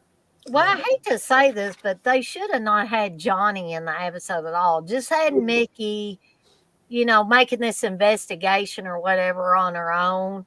And, but I'm just wondering if he was in this episode because there were rumblings or grumblings or whatever that Ryan was unhappy with his place in the show. There is mention in the book where, I don't know, a producer or somebody was like, we're trying to show him that we can get. This is like probably when he started sort of causing a commotion was probably during the second season. So they're like, we want one of the guys. I don't know if it was Mancuso or so, but they were like, we wanted to show him that we could get along without him if we really had to. So I think they were trying to put him in his place, but you know. But they could have got somebody better to show John LeMay, But yeah, there's a lot. It's a lot. No, what's about this episode? It's a lot of like, it's melodramatic with the whole "Will he marry me?" But no, I'm gonna. What anybody says, no, but he's a terrible guy for you. He's not the guy for you. Blah blah blah. It seemed like a soap opera with the introduction of people getting killed with the pool cue. I do want to say the guy who plays Danny, who is the guy who we think might be the killer with the pool player, he was the boyfriend in Hello, Mary Lou, Prom Night 2. I knew that guy looked familiar. We had Wendy Lyons, who played the girl in that movie too. She was in a prior episode this season, so it's like, it would have been interesting if they were in the same season, but yeah. So anyway, where are they? So they're trying to get the pool cue. Mickey decides, I'm gonna get a job at the bar to find out to try to get the pool cue. So there's a scene where wait a minute, let me do we so we find out the killer isn't the boyfriend. It's do we do we find out the killer at the end, or is it like it's in the middle, right? Yeah, it's towards the last, I guess, quarter of Okay. the episode. And I hate it too because it's been years since I've seen a lot of these episodes, but I still knew early on that it wasn't him doing it. Yeah. And so it really wasn't a shock to me. I think it's because I've seen too many horror movies and stuff. And this episode followed, I guess, the pattern that a Yeah. lot of slasher movies had. Because it's like too obvious to be him. Yeah, that would be too logical to have him do that. Actually, I think about 10 minutes in, we find out it's her. Actually, because See? she kills the bouncer. Oh yeah. Yeah, so we find out early it's her. Yeah, so all right, yeah, because I just had like the video and I just looked and I was like, oh, it does happen. It does happen early. Okay. Yeah, um, yeah, we So find I out pretty must early have it's her. zoned out or something and forgot about that. Yeah, there's like a bouncer. Is he a bouncer or he works at the bar and he's blackmailing her or something? I don't know. But she ends up killing him with the pool stick. She shoves it right into him. Um, um, yeah, so yeah. I don't know if I want to get more. Whatever. I'm going to talk more about Ryan and Ryan, more about Mickey and Johnny. So there's a part where Johnny steals the pool cues. And he steals them all of them that he sees. Because they get put on the rack and they're not sure which one it is, so he steals them all. Uh, And then Mickey's sort of chastising him for what he did. And she starts breaking them, and he's like, "Why are you breaking them? I got them for you." She goes, "The one I want can't be broken." yeah. She tells him. She basically has to tell him about the curse and everything. At first she's trying to. I'm yelling. I'm sorry. At first she's trying to. I get a little excited and then I start yelling. I'm sorry. That's okay. I didn't think you were yelling. Okay, well I'm yelling. I can hear myself yell. So I'm far. The microphone's over there because it's on the stupid um, webcam. Anyway, yeah, she doesn't want to tell him because it's like, how are you gonna tell him? Hey, we're trying to collect all these cursed items and everything, and yeah, which you tell somebody that off the bat, they're not gonna believe you. So anyway, he's like, why are you breaking those pool cues? And she tells him about the curse and everything like that and what they're doing. So even though he's still kind of hitting on her, he's more like helping her now instead of just being a nuisance.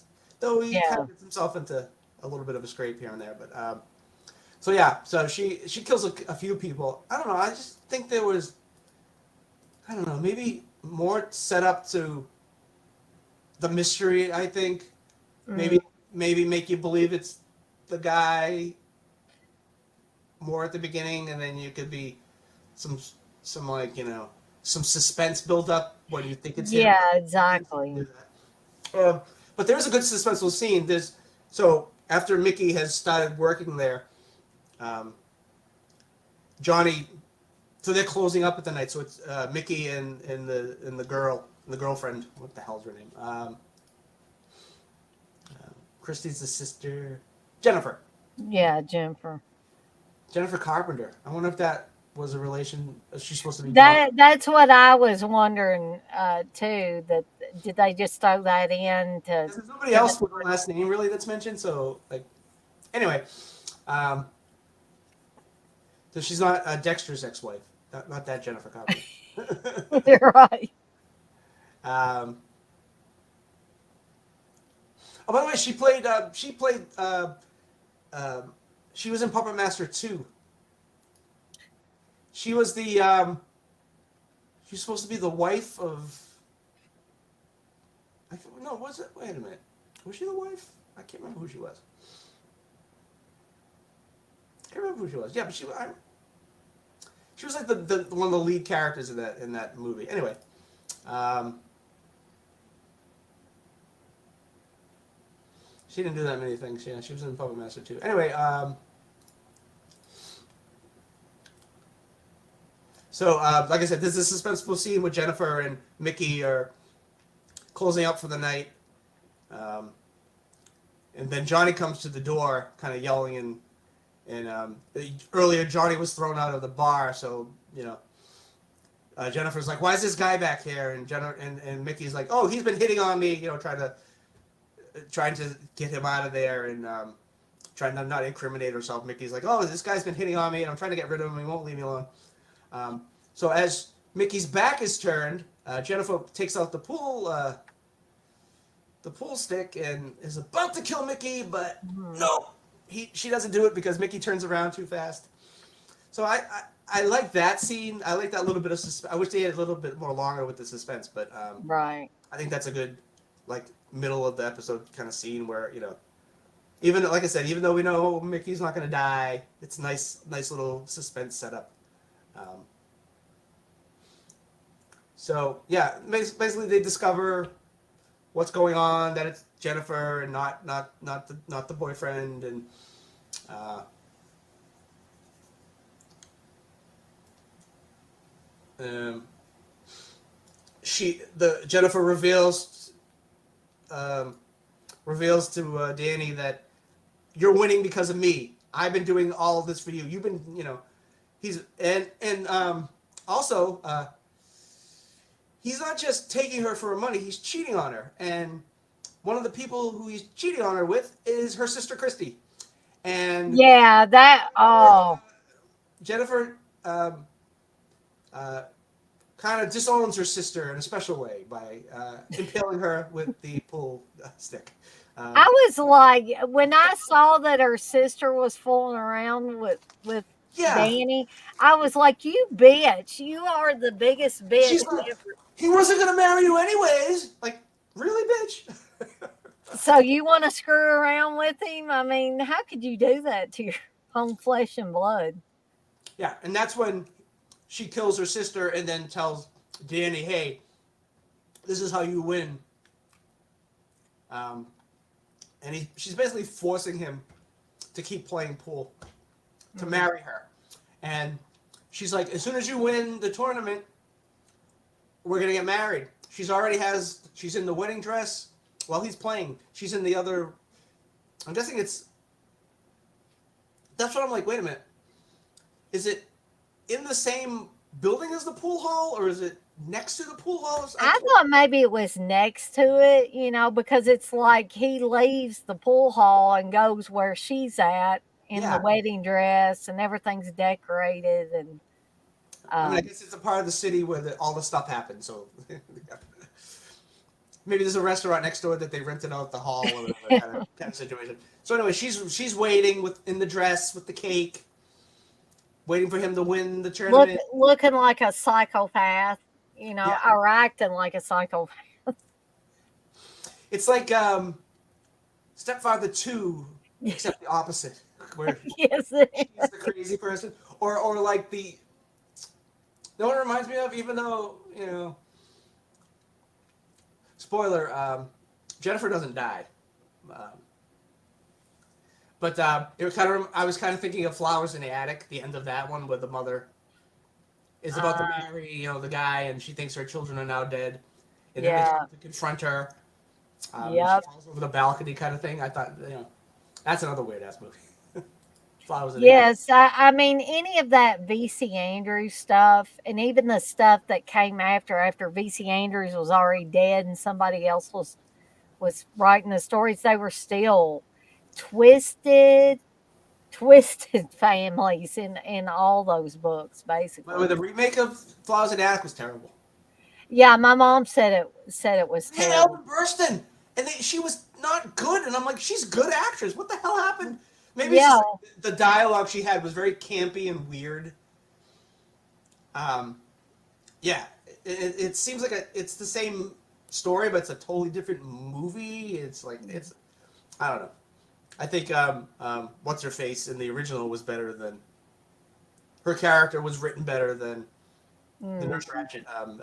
What the Oh, Louise Fletcher. Louise Fletcher, yeah. Mm. Um, who's in a movie I really like called Strange Invaders. Now that's a good movie.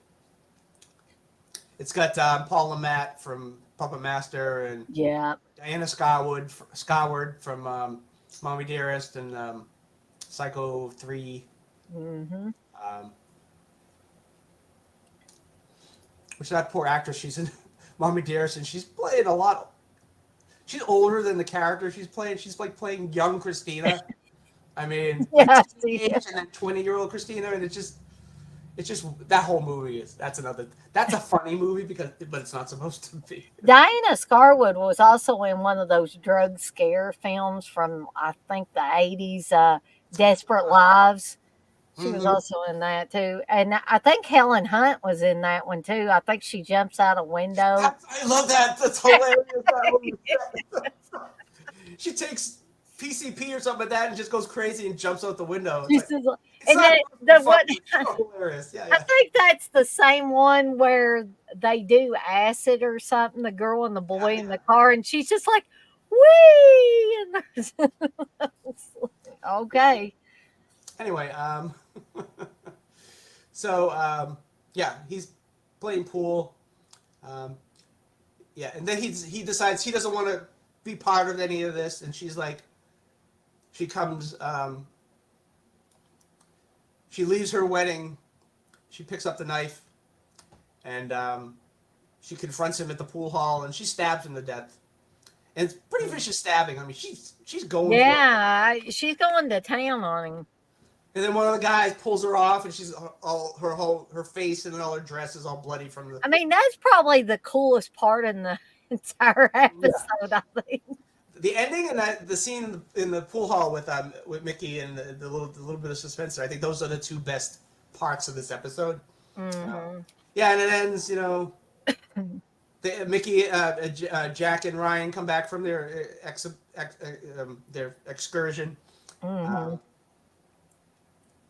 they're like, how'd it go? And this. I think there's some kind of bad pool joke that they throw in there. I remember for some reason. Yeah, there's something. And then Johnny's like, hey, if you guys ever need help, I'm always around if you need me for something. So they put him in there. They've kind of cemented a They part shoehorned him for into him, this yeah. now. And I just took one look at him and I was like, oh God. When he first comes on the scene, of course, it's like this was a terrible way to introduce a character by He's supposed to be a main. We don't know it at the time, but he's supposed to be a main character, and he starts off as hitting on Mickey. And we can't have that every episode. yeah, We get that tired real just fast. didn't work. Yeah, it didn't work for me. Um, I do like at the end of the episode, he's wearing a Batman shirt. He's got the bat signal. yeah. That's the coolest thing in the episode that he does. Hey, Amy, I'm glad to see you again. Hadn't seen you for a while. Amy is one of my relatives, and she Oh, pops in here. Uh, she's a cousin. She pops in here every once in a while. Cousin on my dad's side, by the way, in case anybody was wondering.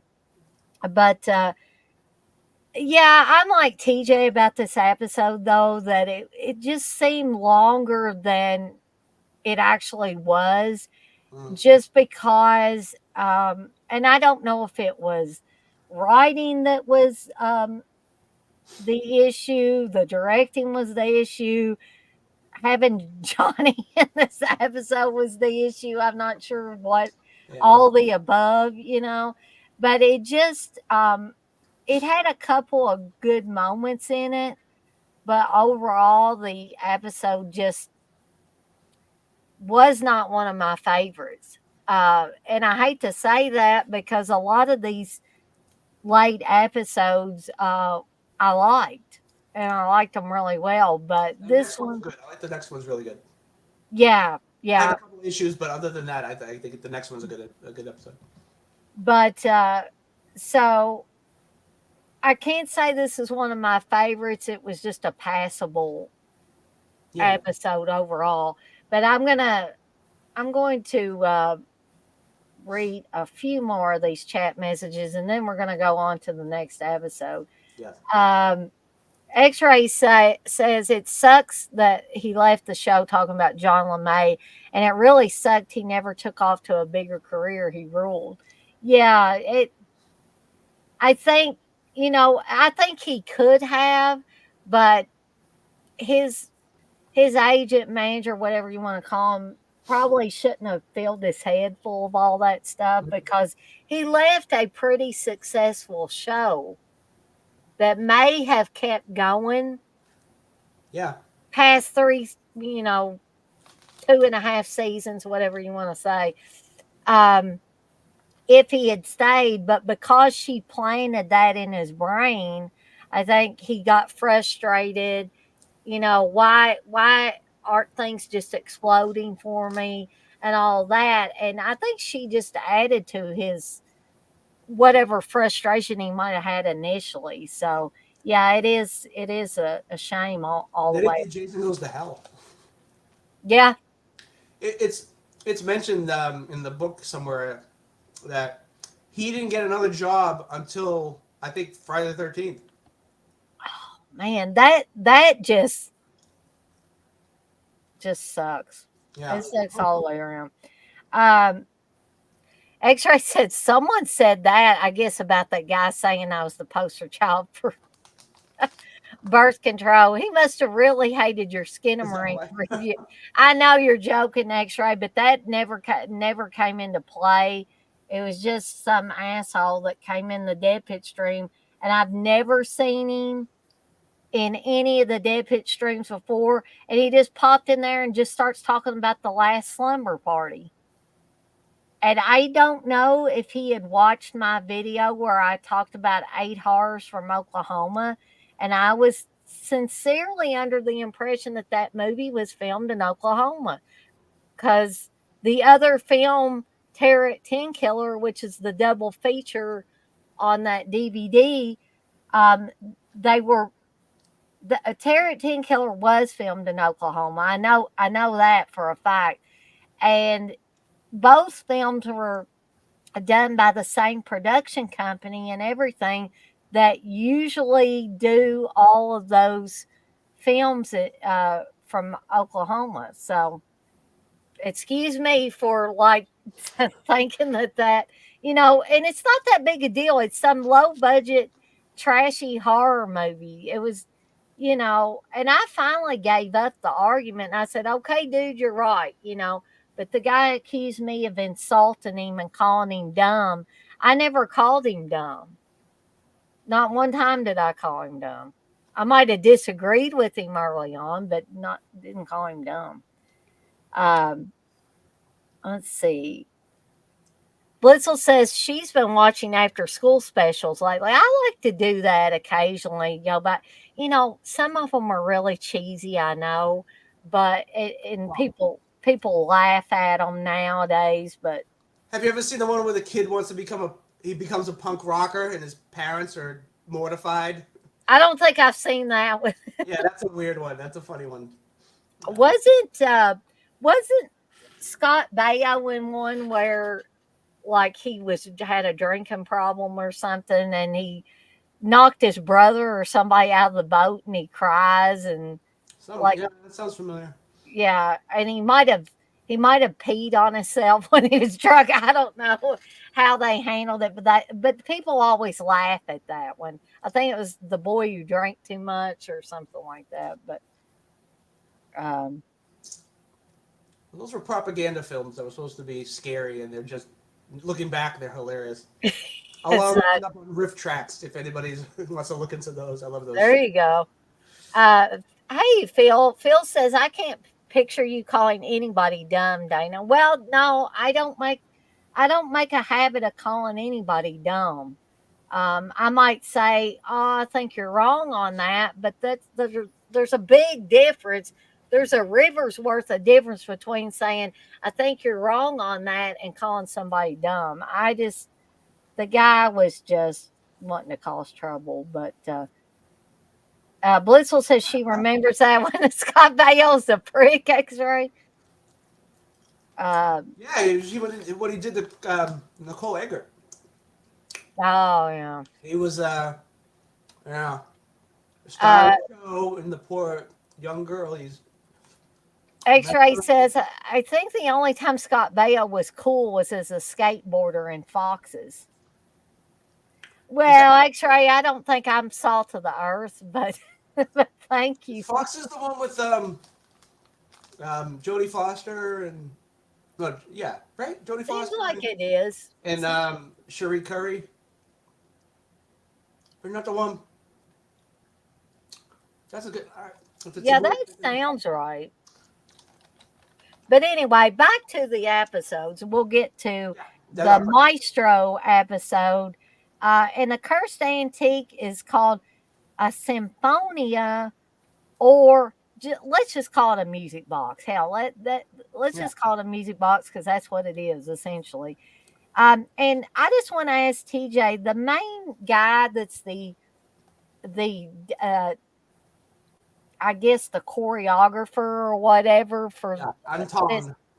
Tom. Is he the guy that played Linoge on Storm of the Century, or am I wrong about that? Um, hmm. Trying to looking at him. I wonder. I don't know. I will look it up though. Let's see. Yeah, I was gonna say it's been bothering me since I watched the episode. Uh, well, this guy's been in a lot of shit. What year What was was that? Storm of the Century. Storm of the Century. wasn't that in like was it late '90s or what that came out? Yes. Yep. That's Okay, who he was. because I was like, I know that I'm pretty sure that is Yep. That's who he is. Linoge. Yep. Boy, talk about. I mean, he was pretty bad in this, but he was an evil bastard in Storm of the Century, a creepy evil bastard. Yeah.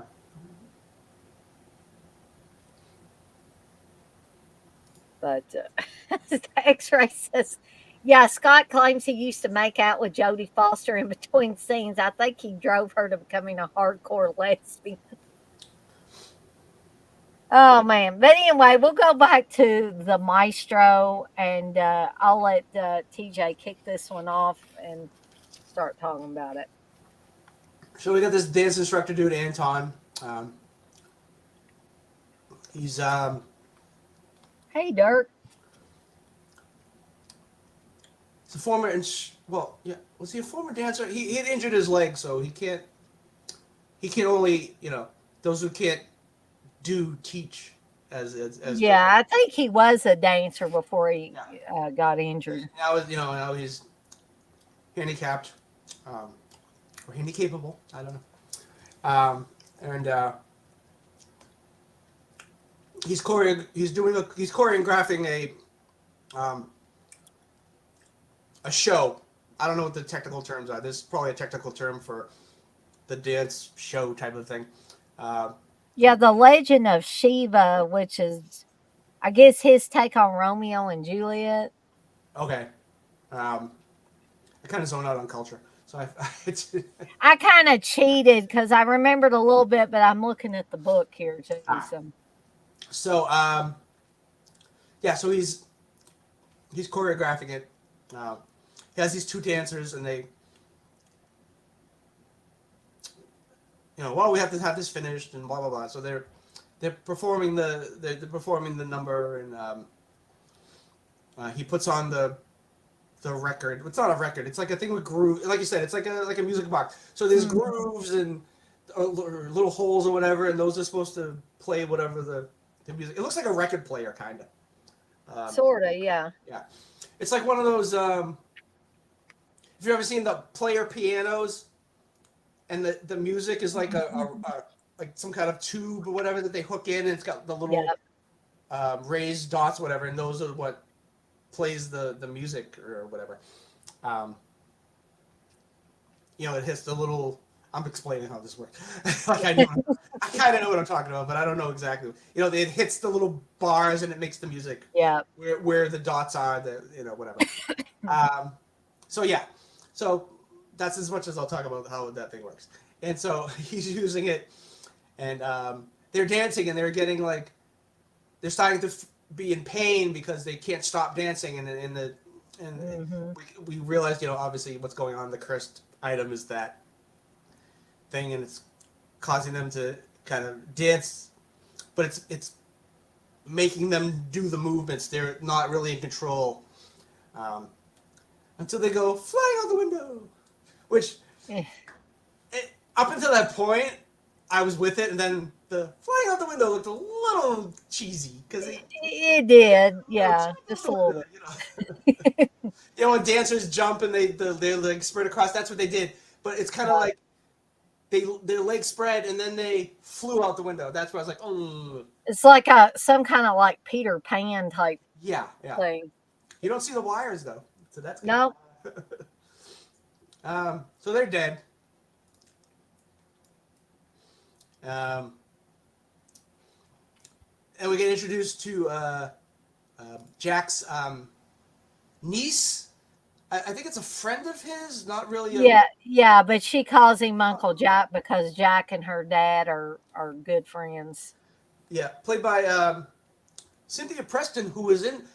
She was in The Brain. There are so many people in this series who were in the movie The Brain. Did you? Because I've said Yeah, that times during our discussions, and I was like, it's just like if you're in Friday the 13th, the series, you have to be in The Brain.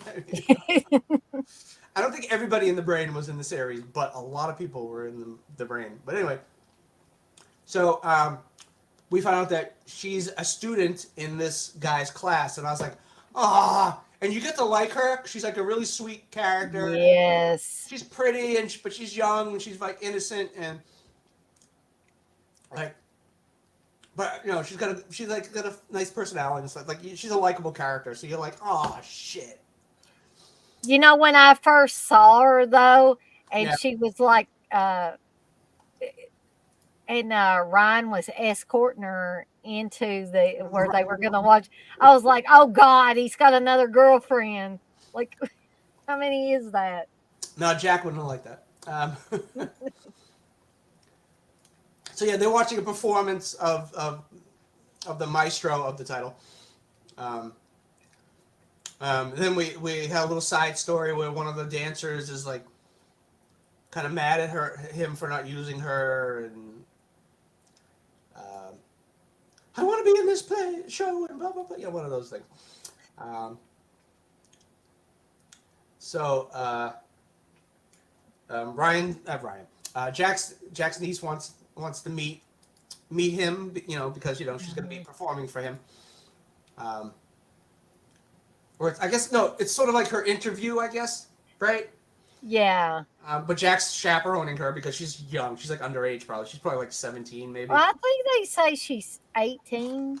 Okay, she's still pretty young. I mean, Yeah, she looks that's younger. really Like young. she easily could play a high school student. I mean, Uh-huh. and look like a high school student, not like. There's this movie from the 80s, Undercover, with Jennifer Jason Leigh, and all the teenagers look like they're in their mid-20s. It's just, actually, one of the main characters looks like he's 40, which is weird. But anyway. So anyway, they go to see him, and he's going to give her a chance, and she's going to go to one of the classes or whatever, but he's just creepy with her. It's just a weird, uncomfortable creepiness, and you can see in Jack's looking at him a few times, and it's one of those something's up here kind of looks, but she's very adamant about I want to work with him, and he could really help me, and when I want to be a dancer as a career and all this kind of stuff. So you're like, all right, you're kind of on her side, but it's hard as an audience to not go, because we know what's going on, to be like, no, don't. But you can see, Don't do that. but she, like I said, she's good. So like you can see from her point of view because she's totally oblivious to anything nefarious going on, Mm-hmm. which is terrible for the character, but she's playing it pretty well. She's pretty much a total innocent Yeah. in this episode.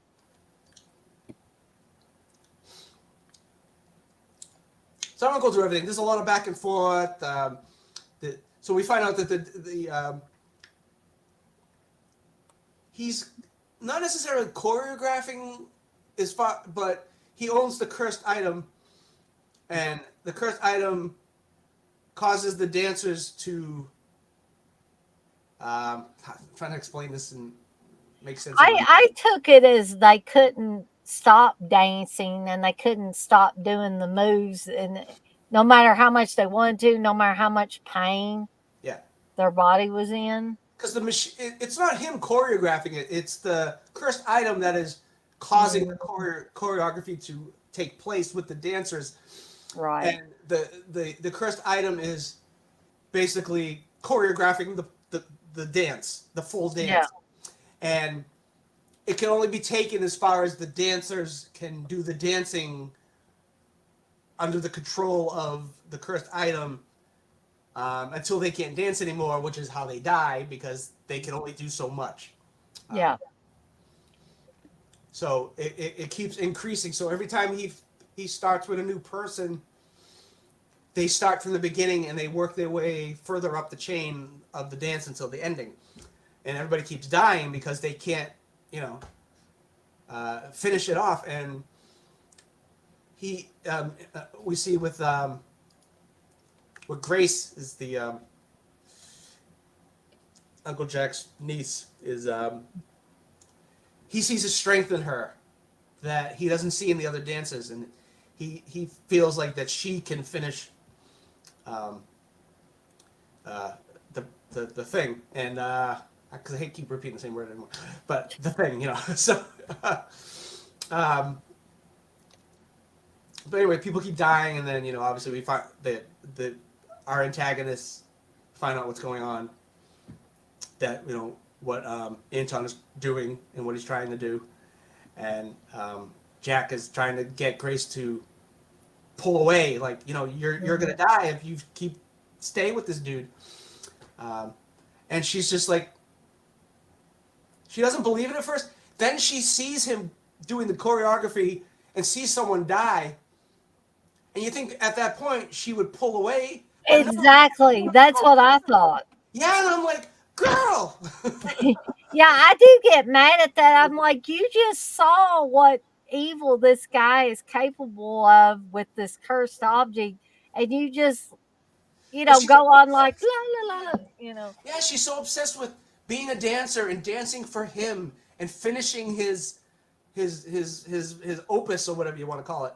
And it's like, no, girl, don't.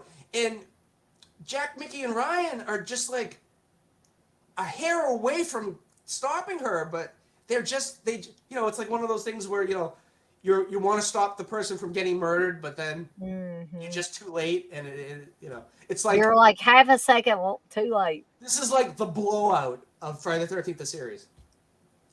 Mm-hmm. With you've no blowout. You've talked about it before. Yeah. So, poor Nancy. Yeah, it's very ranking any De Palma movies again. the ending to this episode is very painful to watch, and I am not kidding you about that. It's torture, basically. So we're near the end. Here's where I get pissed off too. I said there's something that bother me about this. So the three of them are, Mickey, Jack, and Ryan are at the store, and they're like talking about Grace, and they're like, she's gonna perform there. There's nothing we can do about it, but if we're there, we can make sure nothing's gonna happen. So this is where I get pissed off. They go, we're gonna have some tea and hang out, because, like we said, he's not gonna do something when there's other people there because they're performing at the show. Yeah, when did the three of them lose their freaking minds? Because it's like Yeah, they've been dealing with you know, these cursed objects. you know what I was thinking then. Okay. Yeah, they've been dealing with these cursed objects and these people that are being affected by these cursed objects for how long now? And they want to take a tea break in the middle of this? Especially when it's somebody close to them. They all like her, and Jack Mm, especially. And I'm like, so they said we're gonna have our tea, and then we're gonna leave. And I was like, what? I just want to punch the screen. It was annoying me so bad. mhm. And of course, they get stuck in traffic. Yep. And like I said, they're rushing there, but they can't make it. And then it's like, oh shit, we're in trouble.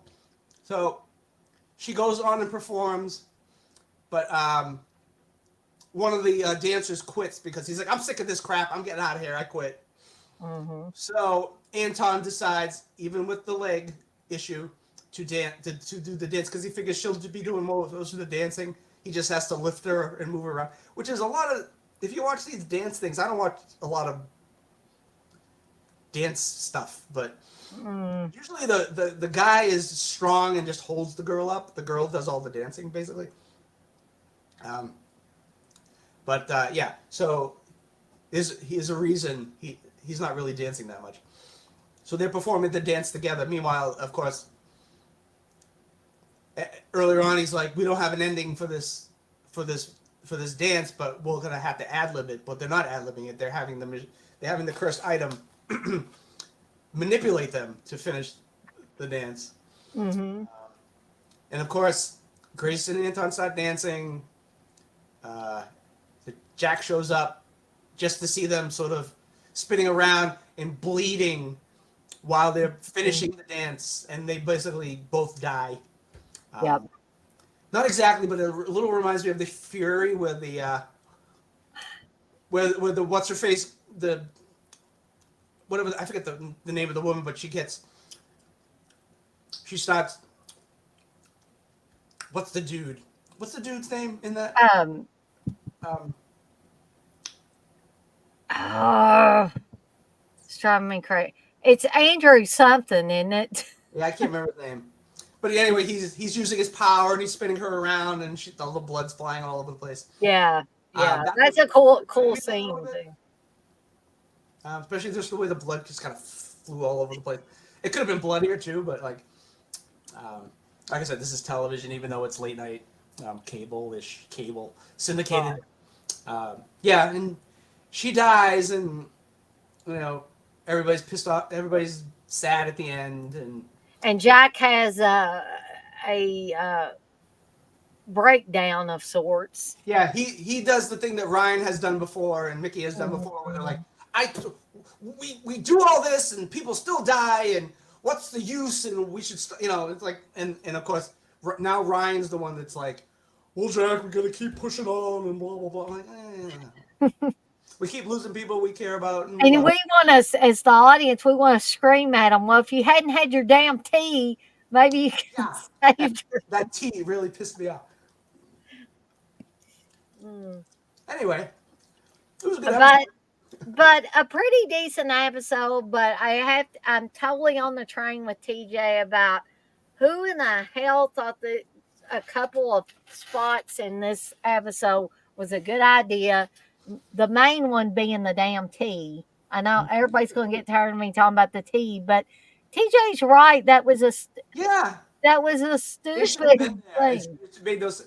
It wasn't even a good reason for them not to go No, there. they could have came up with 1,000 other reasons why they didn't get there in time, but tea, no. The whole, oh, she'll be safe there because there's people around.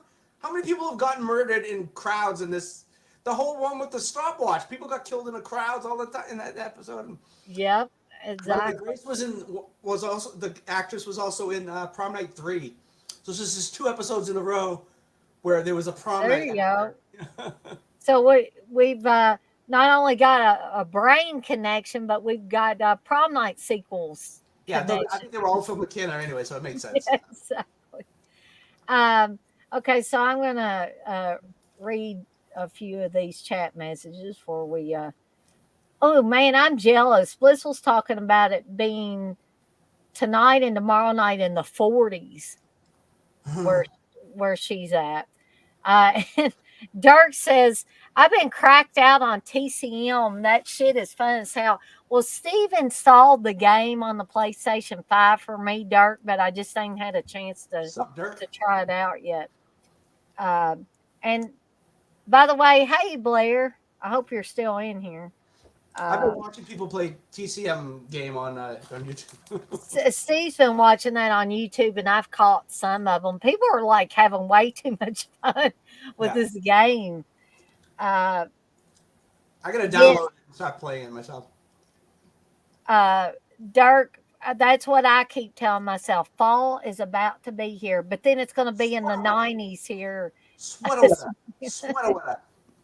I love that Saturday Night Live. Every time this time of year is when people start showing that video online. Yeah. I saw it on TikTok today. I was like, sweater weather. Uh, Dirk, that's an interesting idea there, and it's possible. He says, you think they were inspired for the Friday 13th show from Ed and Lorraine Warren? Um, which I could definitely see that as an influence because you're dealing with cursed objects that they've got to they've got to retrieve and lock up. So yeah, I never thought about it that way, but Yeah, that would have been interesting. I don't know if that. it's gracious. I messed up a bunch of stuff under my desk. That's what I get for having too much crap under my desk, I think. Um, so anyway, moving on to the next episode, which is the Shaman's Apprentice. And the cursed antique is a shaman's rattle. Mhm.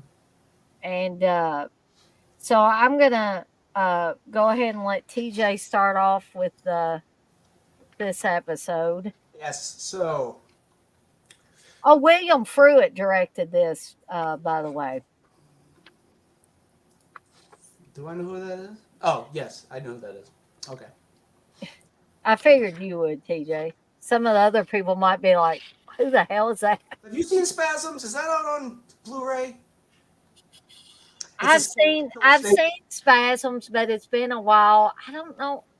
I want to say yeah, it's on Blu-ray, but I'm not 100% sure on that. I remember there was a Fangoria article and they showed one of the victims from it. And it was like, I'm gonna, yeah, I gotta find it and buy it because I've been wanting to watch that for a while. Anyway, um, yes. So we start off with these two doctors.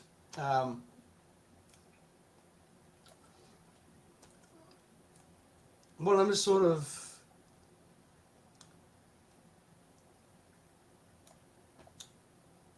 Is he assistant or whatever? I can't remember. Anyway, we basically have these two doctors. One of them's a white dude who's racist. And an asshole. The other, yeah, he's also an asshole. Yes, he's a racist. Well, I mean, those two things go together. Hmm. I don't think I've ever met a racist who was a nice guy. Anyway, I have not either. anyway, and Johnny, is it John? Not Johnny. It's yeah, John Whitecloud is he's a Native American guy who's a doctor. But like the other doctor just doesn't like him at all, and he's literally racist. I mean, it's brought up. So there's a point where another doctor or nurse or whatever says something to John Whitecloud, like it's I won't say the term because it's a derogatory term. Hmm. Used to be name of a baseball team, which they don't do anymore. They changed that name, but anyway. Uh,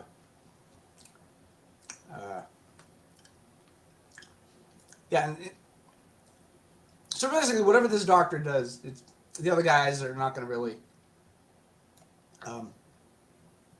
be on their side because, like I said, racism. So, not to gloss over that, but we're not going to get into a whole philosophical discussion over this. It's an episode of a TV show from the 80s. I mean. Yeah, it's a 45-minute episode. We won't do that. So then we meet John's grandfather. Is it grandfather? Or is it no? It's his father. Spotted Owl, Hmm. who's an actual shaman, and he's working with a client of his who's a this older guy. I think he has cancer or whatever, and he's trying to cure him, and it's just there's only so much he can do. And we find out, like I said, we find out it's Spotted Owl is John's father, who wanted him to be a shaman, but John wanted to be a regular doctor. Mm-hmm. And there's a big. It's hard to not get into race, but he's like, you went to work for the white man instead of staying with your family through generations. So it's a little bit of a, one of those where it's like, you want your dad wants you to work in the family business. Yeah. And you don't want to, you want to do something else. And so, that's very relatable type of situation here, but they're putting it under a Native American thing. And I think everybody who plays a Native American in this episode is actually Native American. John Whitecloud's played by Paul Sanchez, and I was looking him up online, and it says he's half Mexican or part Mexican and part Native American, but then in the book it's mentioned that he's not Native American, so I don't know if, because the book was written in like 2016 or something like that. Uh-huh. So he might have found out his lineage, or somebody might have watched this episode and then they wrote on Wikipedia, oh, he's, because I'm not gonna, I don't want to get, well, I'm gonna get into it. I hate Wikipedia because anybody can write any shit in there they want, and people don't necessarily research what they write down. They'll heard somebody say something, or they saw somebody say something in a video, so they think that's the truth, and then they write it down. Oh, there's so many times I want to go into Wikipedia and just like, I used to do that on IMDb. Remember when I used to go into the trivia and you could actually change it now? Yeah, yeah. But no, you can't do anything unless you want to, I guess, pay a lot of money or something like that.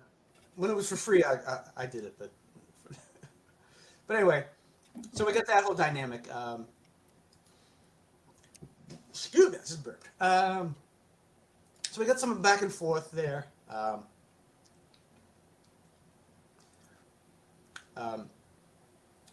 The rattle, which is the cursed item of the episode, is actually at the Spotted Owl's place where he does his shaman work. I don't know what, and also his daughter. Because John left his family, she is now the apprentice to the father to become the next shaman. When the father dies, I guess that's how it works. When the father dies, the next in line, takes over. Kind of like the queen, except it doesn't take 8,000 years for the person to die. That's supposed to be a joke. The queen was like 100 years old. Anyway, never mind. Right. That went over like a lead balloon. Anyway, we'll edit that out. So then we get introduced to some of the patients at the hospital where Whitecloud works. We have this woman who's in pain a lot, and we have this young girl who has cancer, like lung. Is it lung? Yeah, she has lung cancer. Her name is Blair. Blair is good friends with Mickey. Poor kid. And and she's young. She's like probably in her early 20s. She looks very like the girl from the last episode. She's very young, acting and appearing and whatever. She could be in her 20s. I don't know. So we get to the curse rattle. The curse rattle, as usual with these things, there's a cause and effect. The rattle can kill somebody. We're literally. I was looking for the string, which I couldn't find, so they did a good job hiding the string. But basically, the rattle comes to life, sort of. It floats in the air, and it attacks the person who it's going to kill. Looks a little cheesy, but it's okay. As long as we didn't see the. I was like, no string, okay. I'll give you some props for either hanging it properly, or maybe they digitally affected it. I don't know, whatever. And then, of course, it kills somebody, but then it gives life in exchange, which is okay, I guess. No, it's never good. That you can never. There's never. It's never a good thing. But I want to talk about something that made me angry about this this show that they went through with something similar on a previous episode that Yeah. they didn't allow to go through on this one. Mm-hmm. Uh, so yeah, so that's how the thing works. Now John White Cloud is a pretty decent guy, but he gets trapped in the whole cursed item. It's gonna a good person's gonna hurt the good person, you know. And though it doesn't look like he's struggling to break away either. It's like, but then again, like I said, that doesn't happen a lot. Sometimes it happens, but most of the time it doesn't happen like that. So, of course, that's at least we get a way to get the gang involved, the Scooby Gang. The Scooby Doo game. Yeah, and a good reason for Mickey to go there every day and be let in. Not like those episodes where they're like, "How do I get into these places?" Just by saying, "Hey, I'm looking for antiques. Can I go wander around in your Or vault?" we're cops or we're reporters. Can we Yeah, come in here? it's not like Doctor Who where he had this like paper that would basically transform into any kind of ID. Oh yeah. It was called psychic paper, and it would fit whatever situation. It's like, oh, we're a cop for the FBI. We're an undercover agent. Oh, we're a ice cream salesman representative. It did all that. Anyway, so he's like I said, White Cloud's seeing patients. He's trying to help them. He uses the cursed item. He's killing all his all the bad guys. He kills this nurse who the nurse wasn't too bad. She was kind of doing whatever that racist doctor wanted. But she was a Yeah. little bitchy, but like I was like, all right, fine. She she sort of had an attitude. Yeah, she was kind of a little bit bitchy Yeah, with the guy, she had one saying, of "You those. are not supposed to be on this floor," or whatever. Yeah, she had one of those. I don't think for myself attitude. I have an attitude because the Mhm. guy's telling me what to do has an attitude, so I do whatever they want. I love Right. how isn't this a cool effect with the blue? Yeah, I like it. I'll just do it like this, but that's not right. Okay. So yeah, so he kills her. He kills the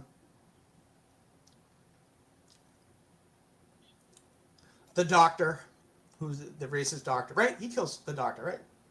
I thought he recovered. I thought they got to him. He killed somebody Yeah. else though. I forget who the. He Let's killed a couple of see. people. Was it? Well, shoot.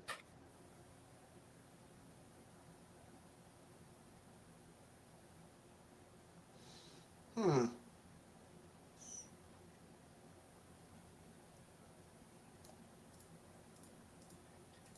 Trying to see if I could cheat a little bit.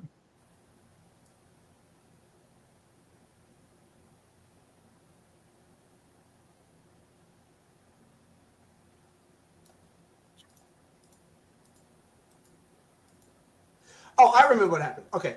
So So then, is it something about a death that Spotted Owl saw in a vision? yeah, I can't. Well, the first person he kills is he doesn't kill the nurse first. He kills. Um. So the racist doctor tells him to get out, and basically kind of I guess fires him or whatever, or, Mm. or, or gets rid of him, and then he comes back to look at a patient, and then one of the other doctors tells him to get out, and then he kills that doctor. Then he kills the Oh nurse. yeah, Then he that's kills the right. nurse. Yeah, he's like, oh, I'm gonna call security, whatever, to get you out of here, and he ends up killing him, and then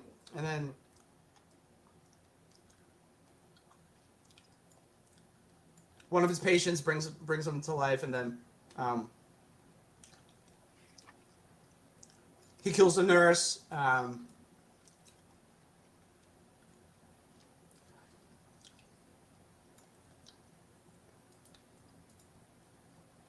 Then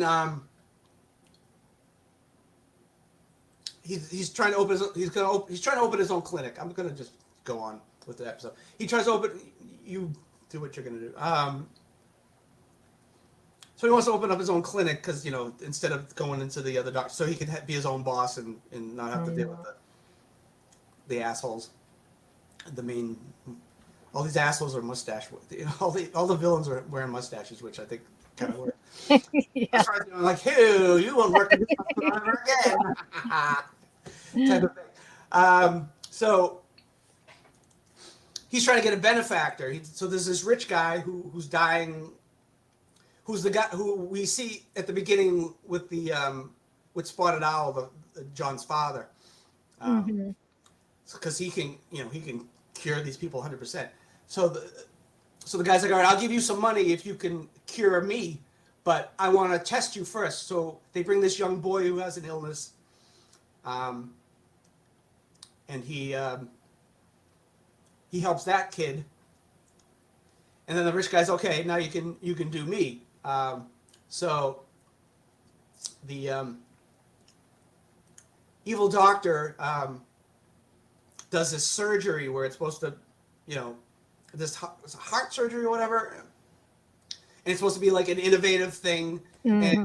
it's gonna make him more famous or whatever. And John is like, "Oh no, white man, you're not. I'm not gonna let you become even more successful than you are."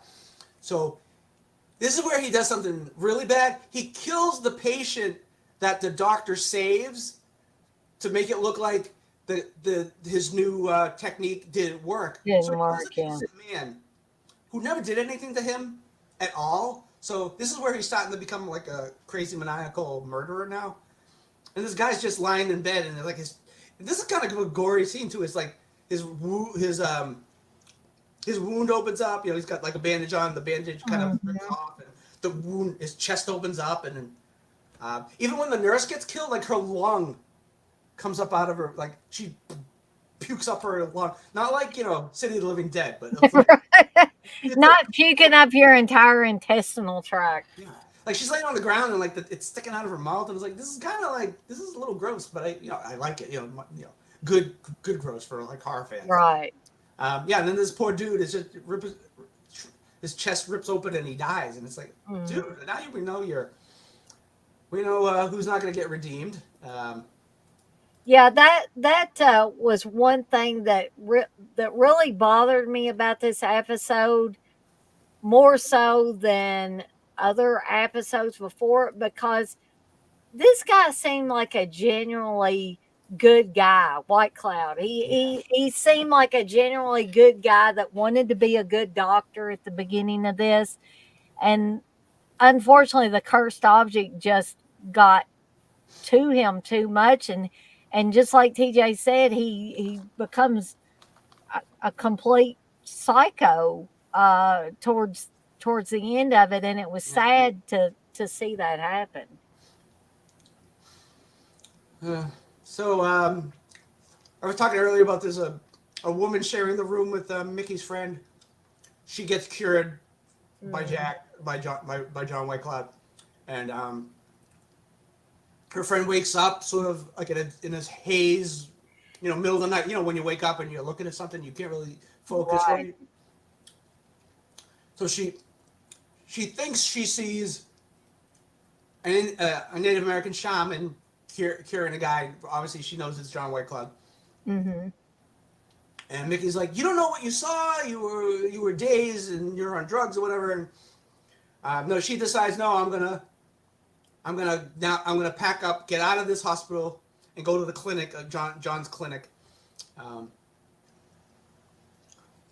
and this is a so he's the guy. He cures the rich guy who gives him money for the clinic, but then the Doctor Evil. I'm just gonna call him Doctor. Doctor Evil's like, I'm gonna close down your practice because you're doing it illegally and blah blah blah. It's like, which I'm like, you gotta really have proof. You just can't like close somebody down, but it's like it's closed all of a sudden. Yeah. I think they fast tracked that for the episode, maybe to have it kind of kind of get John Whitecloud to sort of like his wits end. Right. I think it was like too quick, but I forgive it because of it doesn't happen until like almost near the end of the episode. So and then there's a visit earlier with Jack and Spotted Owl because when you want somebody delicate to talk to Mm. somebody, we send old guy Jack. We don't send crazy Ryan or sexy Mickey. We got No, we don't. We got a level-headed Jack who wanted to have tea instead of rescuing his poor niece, but whatever. Before that episode, I could forgive Jack, but now I'm like, you just pissing me off now, Jack. Anyway, Well, again, I don't know if it was. I'm almost sure it was probably something in the writing that caused that. You yeah, know, okay. I will. I do get I get upset when someone makes a comment and they're blaming the character. I'm like, blame the writer. Don't blame the character or the actor. It's neither of theirs because fault. they were just going by a script that was Yeah. written. Because people go, oh, I hate that character, and they ruined the whole show. I'm like, no, it wasn't the character per se. But It's in the case of Johnny, I think part of the problem was he just didn't have the acting chops. yeah, I think that was like his first thing, maybe like really early on, and he didn't have the same. I hate using the word, but gravitas that John LeMay had as Ryan. Right. Um, so yeah, so yeah, there's a discussion with Jack and Spotted Owl where um, he's trying to convince him to give him the rattle or to but then and they're like, no, it's part of our culture, it's ours, we can't give it over to you. And he says one of the best lines. um, so later on, Jack is like, well, we need your help, or do you need my help? Because at the end, near the end, Spotted Owl's like, I got to stop my son from what he's doing. Right. And Jack's like, well, let me help you. And then Spotted Owl, like he says, what are the I'm not gonna quote it exactly, but he's like, no, Jack's like, I want to help, and he's like, no, you should stay out of this because I wish I wrote it down, but he's like, basically he's like, there's not enough good white people, and I don't want to lose another one by anything happening to you, so you should stay out of it. And I was like, that's a great line. Because there's a point. Oh, here it is. A good white man is hard to find. There we go. That's what he said. I cheated. I turned the page in the book, and I was like, I see it. That's a great line. Because at the beginning, he's like, he's not. Spotted Owl is not trusting of white people, which it makes a lot of sense too. It's not like I hate when people go, it's reverse racism. No, it's not. It's like logic. Like, I mean, if someone keeps if someone keeps burning you with a match, eventually you're not gonna trust people with matches ever again, and you can't say that person's wrong for thinking that, right? So I mean, Right. Anyway, like I said, I've got to stop. This brings up a lot of stuff. These episodes. Anyway, so yeah, so Spotted Owl basically takes it upon himself to try to stop his son. Anyway, John ends up kidnapping Dr. Evil, trying to make him his next victim. He gets tied up, like as a sacrificial type of situation. I'm gonna eat while I'm trying to figure out what I'm doing here.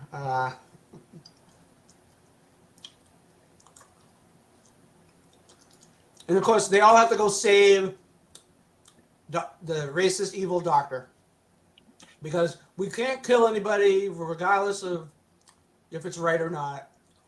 Because you should never kill him. You should never kill anybody for any reason. Even though Mickey has this philosophical discussion with Jack about, why should we let Dr. Evil live and my friend's basically dying of lung cancer. Yeah, because it gets to the point where he's cured all these people. Mm-hmm. The person we've met at the beginning of the episode, who we like and connected with, who was a friend of Mickey's, and of course you had to make this person a friend of Mickey's to have, like you said, the dilemma of, do we let something bad happen to a person to save somebody we care about? Because even though it's wrong, it's still wrong, regardless of, and they're not apt to using the cursed items, even though they're not technically using it. John is using it. Because you think this racist doctor is not going to be racist anymore? I mean, maybe first of all, in a in a good world, he would never be racist in the first place. But Exactly. but to think he's gonna just change all of a sudden because he was saved, like he's obviously thinking, well, I don't know. I can't say obvious. It's a character in the story. I'm not gonna say. I could say that, but I could say he's just gonna be like, I'm gonna. Me being racist isn't the reason for anything. It's just I was a crazy guy who wanted to kill me. But yeah, whatever. Um, yeah. So they save him, but of course John has to die because that's how it is in these. Of course, the pool stick episode, the actual crazy evil person doesn't die, but whatever. Yeah, that it's. I don't know. These episodes are uneven. Yeah. Then again, And, he was using her and sleeping with her sister, so whatever. So anyway, yeah, good triumphs over evil. They decide to let. Here's another stupid thing. They say, oh, Spotted Owl. Um, we left it with him because it's safer there than it is in the vault, and I'm like, it was already stolen by his son and used to kill people. How is it safer there? But whatever. yeah, I didn't like that logic either. Um, anyway, yeah. So, and then it ends with, like you said, the discussion about now Mickey's friend is gonna die of cancer, and uh, I hate the way it ended too. It's like Oh my god, I was it just mad. ended on them, but no, Mickey's resting her head on Jack's shoulder to comfort her. They had to torture the audience more. They cut to her friend in one of those freeze frames where she's like, you could tell she's just like, she's Devastated because she has nowhere to go. She's like, and she just turns towards the camera and they freeze frame it's like a, on her face. it's just And it's like, damn you guys, why'd you do that? really, So really hurt the audience with this one. I mean, yes, I it definitely hurt me. we Uh and figured it too. We never find out what happens. and made me angry too because this is similar to the Dr. Jack Yeah, episode where Jack would have died. I know Jack's a main character, but Jack would have died if they didn't let the doctor use the cursed object to fix him. Jack would have been dead. But no, oh no, we can't, we can't use the cursed objects to help anybody else. And am I wrong, TJ? Didn't the doctor have to kill somebody before he helped Jack? Because that's where the scalpel was getting its power. It had to be recharged. yeah, I think so, but that was a while ago that episode. It also reminded me of the episode with Mickey where they switch out the fake body. They still use the cursed item to bring Mickey back, even though, I mean, they didn't Yeah. kill anybody. There's a technicality there, but But something else is I haven't seen where the the writer of the Curious Goods book has actively said, I'm not saying she hated the episode, but she says, I never cared much for this episode. It is basically Dr. Jack with a rattle instead of a scalpel. A doctor can heal, but only after he kills. I wasn't crazy about Dr. Jack either. It's an old trope. The ending was anticlimactic. A poof of herbs and a flash of light, and everything is wrapped up. And she called it boring.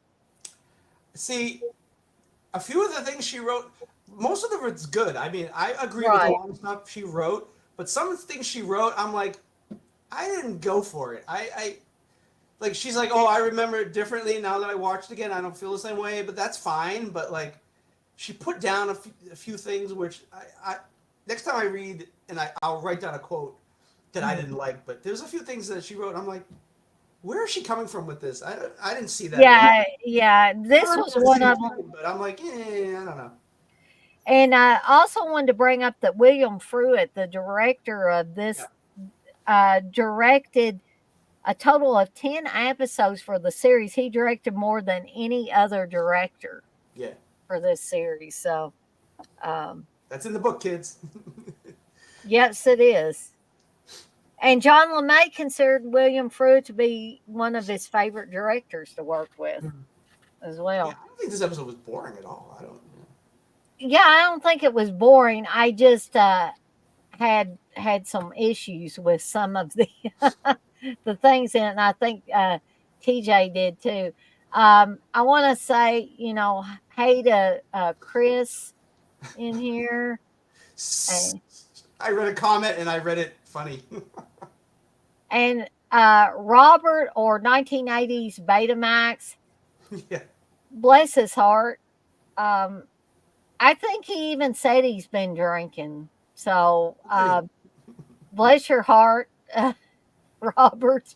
Um, I hope you're doing okay. He had like, I don't know, 15 or 20 messages right in a row talking about food poisoning and I George won't eat Foreman Ryan grills Reynolds. are great. There's a period, but And then he says he's going to get food poison. I hope you don't, Robert. I really, don't. and then he says, I love to eat Brian Austin Green. Is that what you were talking about? There's a period, but it's still funny if you read it fast. I'm not making fun of you, Robert. I'm just, that struck me as funny too. He says drinking prices just turned 54. Okay. Anyways, I just wanted to say a couple of shout outs to people or hays to people.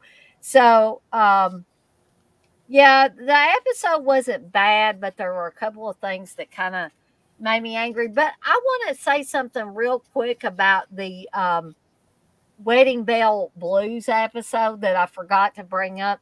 You know when she goes and she finds out that she's pregnant. Yeah.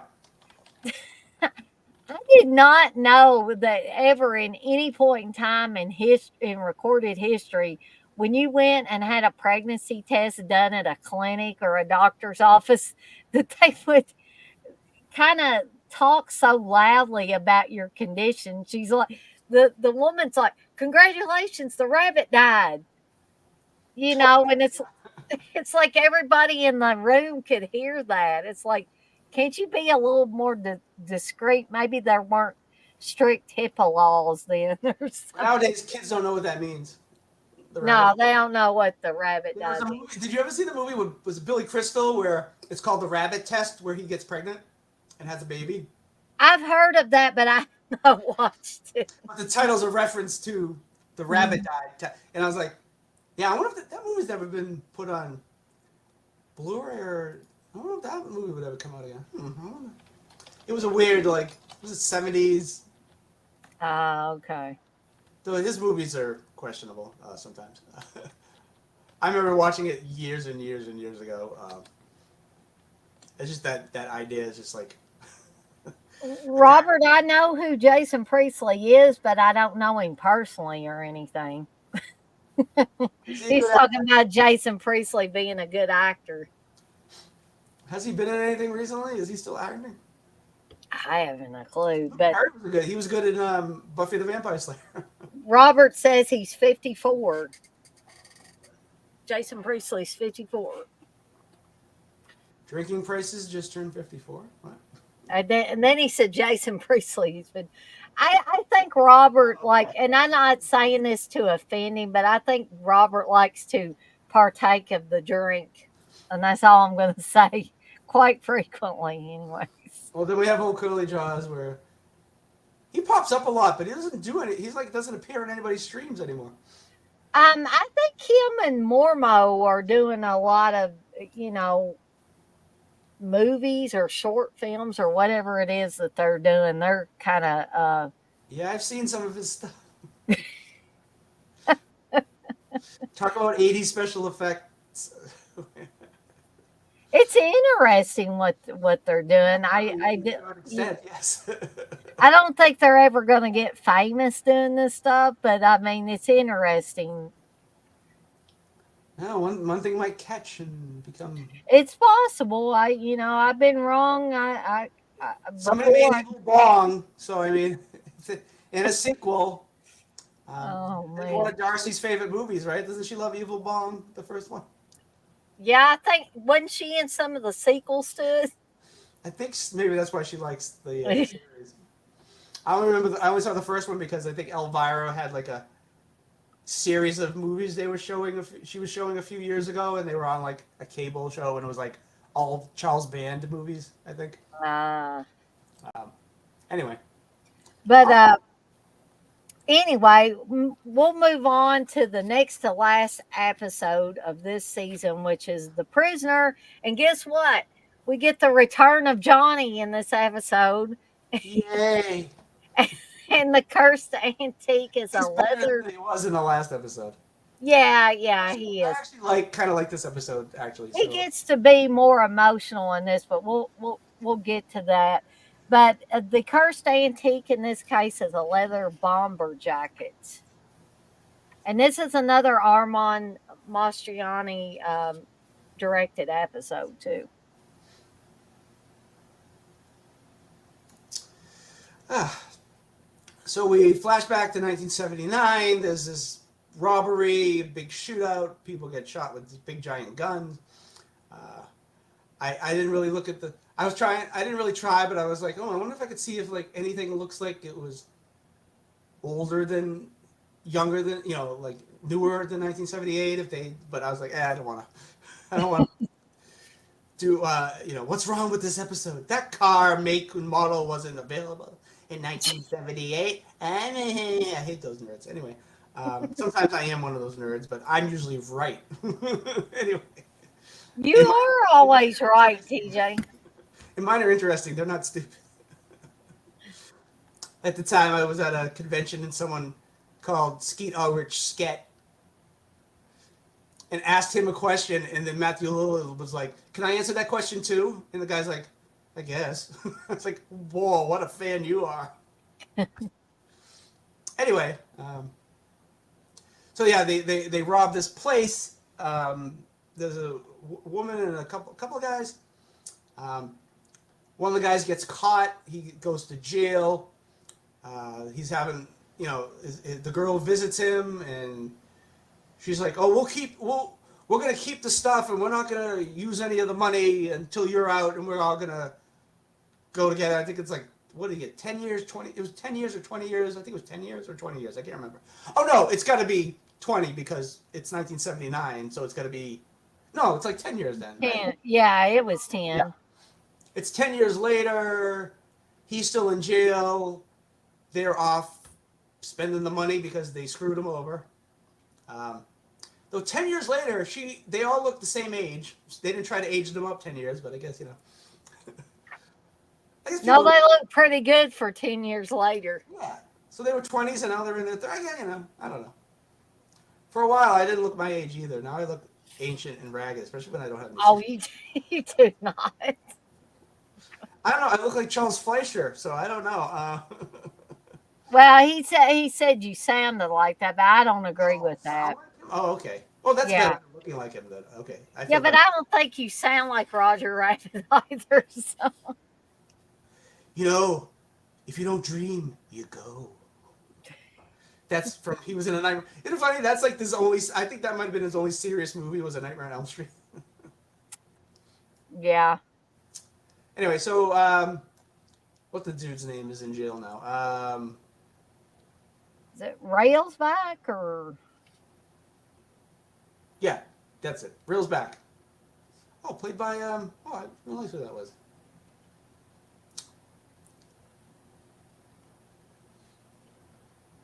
I know his name, but I don't know what the hell he's been in.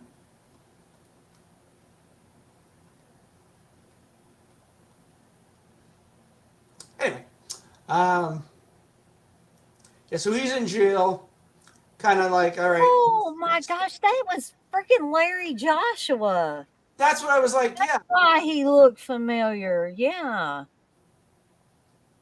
And Larry Joshua, of course, was in The Burning. He was in some other stuff, Yeah, but I remember him in that's The what I think Burning. of Burning. Yes. Uh, sorry, picking my teeth. Anyway, yeah. So he's in jail now. He's sort of like a jail lawyer, where where the inmates come to him for advice, and he's helping them Mm. out. Um, and this guy, for payment, he gives him this jacket that he had with him. Um, there's a shanking in the prison, because those usually happen every day.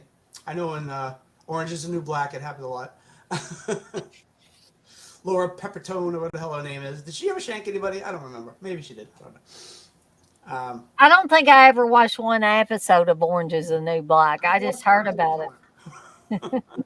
I never watched it when it was on, but I watched it on TikTok. Ah, okay. Um, oh, she's a Scientologist too, by the way. Laura Pepper Brony. What the Oh, hell? is she really? Yeah, she's a. Wow. I never heard her say anything crazy, but she's a Scientologist. And that what's her face too is the Scientologist, the one from the Invisible Man remake. What's her name? Oh. The Handmaid's Tale broad. What's her name? Sorry, I didn't mean to say broad. What's her name? Uh, I can't remember. I will look at It's it. too. It's Elizabeth getting too late. Moss. Oh, okay. She's also a crazy Scientologist. She I was mean, at some awards thing where Leah Remini was given an award. She walked out because uh-huh. Leah Remini used to be a Scientologist, and now Yep. she speaks against it all the time, Yep. telling how crazy they are. And Leah Remini got woke up, is what she did. yeah, Thank God. the story she tells, and you just can't be a Scientologist and get anywhere in the church. You have to be rich and famous. Kirstie Alley, God rest her soul, was a crazy Scientologist. Tom Cruise. She was doing things with psychiatry isn't real. Poor Doctor Bill, poor Uncle Bill, probably didn't like her at all. And yeah, so Elizabeth Moss, she walked out, and she Mhm. said, "Oh no, I didn't walk out because of Leah Remini. I don't know anything about her. I never even met her." Yeah, And bullshit. I and call after bullshit she on that. said that, somebody posted a photo at an event with her and Leah Remini posing for photos. Now, if you never met her before, you guess must have forgot about this thing you went to and hung out with her and took pictures with her. Elizabeth Liar. Anyway, And you know what's sad about the whole Scientology thing is that a lot of the people that are in Scientology, I love them as actors and actresses. It's like I love Tom Cruise. He's still good in movies, but when you hear him, I'm you thinking see, TJ doesn't like him. Tom Cruise, successful, rich guy, short. I'm probably taller than he is. Um, he's not a good actor. He's a good personality, and he can do the things he does well. Is what kind of movies he does. He's not Hmm. doing serious drama. He's doing Mission Impossible 82. I mean, Right. and I guess I should say I enjoyed him in the I don't movies say that he that. was, I'm just saying that in but in my opinion, he is not a great actor. but when you see him like in interviews and stuff, he's talking that crazy Scientology Hey, shit, and love my it's like, girlfriend. I'm jumping on Oprah's yeah, boat. woohoo, I'm You're acting one like a great crazy man. guy. And what didn't he like? Didn't he at some kind of Scientology thing? Did he have some great big gigantic medallion thing that he was presented with or something? It was so Tom stupid. Cruise. But anyways, Oh, and we'll get Battlefield back Earth. to the episode. The worst thing that came out of Scientology was somebody made Battlefield Earth. That is the worst piece of garbage I've ever seen. I Excuse my know what Boston accent. It's such garbage, that movie. I've never seen it and probably never will want If you to. do, watch the riff tracks. Riff tracks has a Ah, there you go. There you go. yeah. You You know, to sync up the sound because you have to pay for it otherwise. I did once upon a time, like back when I had my first library job, I did attempt to read Dianetics, and I gave up after a few pages. I never would have become a Scientologist because I'm not Scientologist material because, Yeah. I'm not rich enough for one thing. And, that crazy, goofy stuff that they say and, become part of, I Yeah. would be like, no way, I'm not doing that. But Robert's talking about Christopher Reeve and Ah. uh, something about somebody playing Batgirl. Okay. Anyway, back to the episode. Let's get out of there. So yeah. So he gets he witnesses somebody getting shanked, and the guy gets some blood on the jacket. We find out the jacket is a cursed item; it can make someone invisible. He Mhm. decides he's gonna go out and get the people who screwed him out of his money. He's gonna. We don't know how he's sneaking out. We find out later how he gets out. But besides being invisible, you also have to get out of prison. You just can't be invisible and get out of prison. There's a lot more to it. Um, we come to we get a revisit from Johnny and his dad, who his dad is like a night watchman. He goes Mhm. to deliver him a sandwich. They have some father and son bonding. We get to, I think we like Johnny a little bit better than we did the last episode. We like his dad. If we Yep. knew that Johnny was going to be a main cast member next season, we would probably realize that his dad's going to die, which he does. Guess who kills him? Mr. Invisible Man. Um, It makes it look like Johnny did it. Next over to Johnny did it. Johnny ends up in jail, the same jail, because I guess there's only one jail in Friday the 13th land that Exactly. that the killer is still at because he doesn't escape. He still is in jail. Um, but no one could. And then Johnny gets a few instances where he sees um, Railsback appear Hmm. after coming back from his invisible jaunts. And by the way, I think the girlfriend in this is she played the mother in the Playhouse episode. Yeah, I bet it was her because yeah, there's a picture in the book and she's Mm-hmm. in it, and yeah, that's got to be her. But I mean, I like spotting the people who've been in prior episodes. They're fun. So yeah, Johnny's now in jail. Um, Mickey, Ryan, and Jack uh, try to help him out. Actually, they're not in this a lot, but because it's mostly Johnny in jail dealing with some stuff. But they're trying to help him out because it's a lot of jail stuff. Uh, they believe him. Well, Mickey believes him very well. The other, Ryan's a little bit more skeptical, I think, but they all come around to like trying to figure it out because I forget how they find out it's the bomber jacket. Um, I can't remember if they read something or what it was, but Usually they figure out something from the manifest. It's yeah, like if somebody has an aha moment most of the time. yeah, because there's usually a. If you ever seen the like was it the closing of episode of Scooby Doo where they're all at the table reading and then they all look up or whatever and they all react to whatever's going on. That's usually how we see Mickey, Ryan, and Jack. They're like reading something and they're all reacting. It's like this is like Scooby Doo. I wonder if they modeled it after that or not. But You're anyway, right. because only three of them, so it's harder to model them after when there's you know the Scooby Gang, and I don't mean the Buffy Scooby Gang. I mean the real Scooby Gang. Anyway, um, but anyway, he starts killing off his the people who were supposed to be his accomplices. Mm, There's a cool scene where the ex girlfriend Jane, whatever her name is, she's taking a bath. yeah. And she sort of sees the bubbles sort of in a weird shape that they couldn't be in if you know Mhm. just bubbles. So I like the visuals.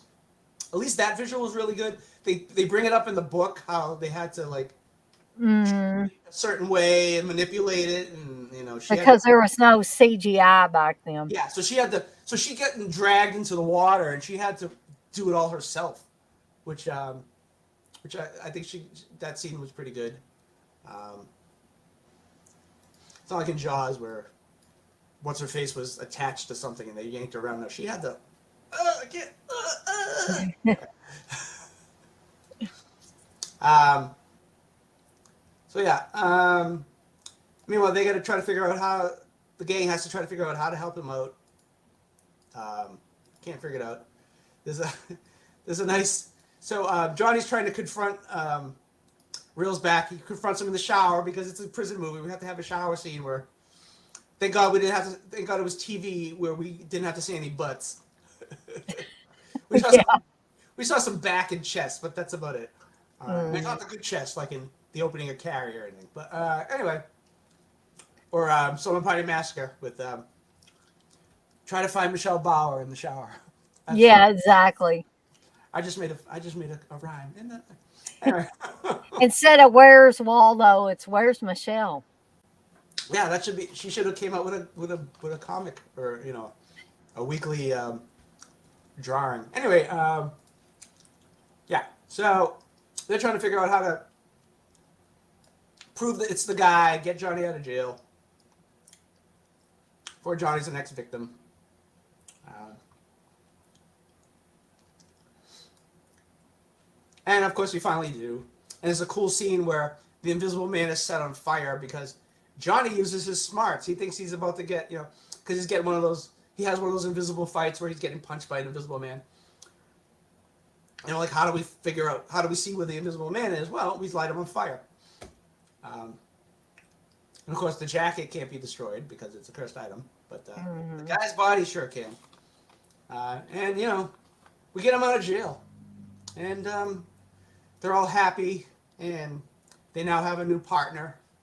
But of course, you don't see him in the last episode. No, you do not. And I get a nice little end credit shot where he's just staring, sort of smiling, I guess. I don't know. He did just lose his dad, and he's been in jail for like I don't know how long. Most of the episode, Yeah, we'll pretty say much. we'll say a month. I don't know. Whatever. And though I still think it's too soon for Mickey to be giving him the looks that she's given him at the end of this episode. It's just like the sweet look. I Or think they were maybe trying to decide whether they would be like a because you don't want to do what they did with Ryan with the relationship just being friends. You want to if you're going to change the actor, you mm, want to change what they are. You don't want to make them the same. you change the It's not the dynamic of same person because you can't have him become Ryan. So I think they were right. trying to maybe. I think I read something maybe in the book that they were trying to have sort of a love connection going on, but it just didn't work out that way. Yeah, I think that is mentioned later on in the book that they were trying to, But the you know, chemistry, there wasn't a chemistry mhm. for them to be, boyfriend girlfriend type of situation. That's why I think they got away from him hitting on Mickey in this episode compared to the last episode he was in. But she seems like not like she's in love with him, but she seems more fond of him, and maybe that's Yeah. because they took that "I'm gonna hit on you," Maybe they thought that was a good idea at the time, but it sort of just made him seem like a jerk a little bit to Well, like I said earlier, even though Ryan was sort of set up as his friend in the last episode he was in, Ryan wasn't believing him as much as Mickey was right away. So that's yeah. I think the continuity there is weird too. Mhm. I mean, not a bad little episode. No, I like the Um, jacket. I like the invisible idea, and I like what they did with the invisibility where they could with the budget. and I don't think that the guy that played Johnny in these episodes is gonna see these live streams. But if he did for whatever reason, I wouldn't want to hurt his feelings. He's not a horrible actor. It's just the fact that everybody got invested in John LeMay's character, and we just everybody felt like they had the rug pulled out from under them. And I just don't think that uh, this guy, what is his real name? Stephen. Weird pronunciation. It's Monarque. Monarchy.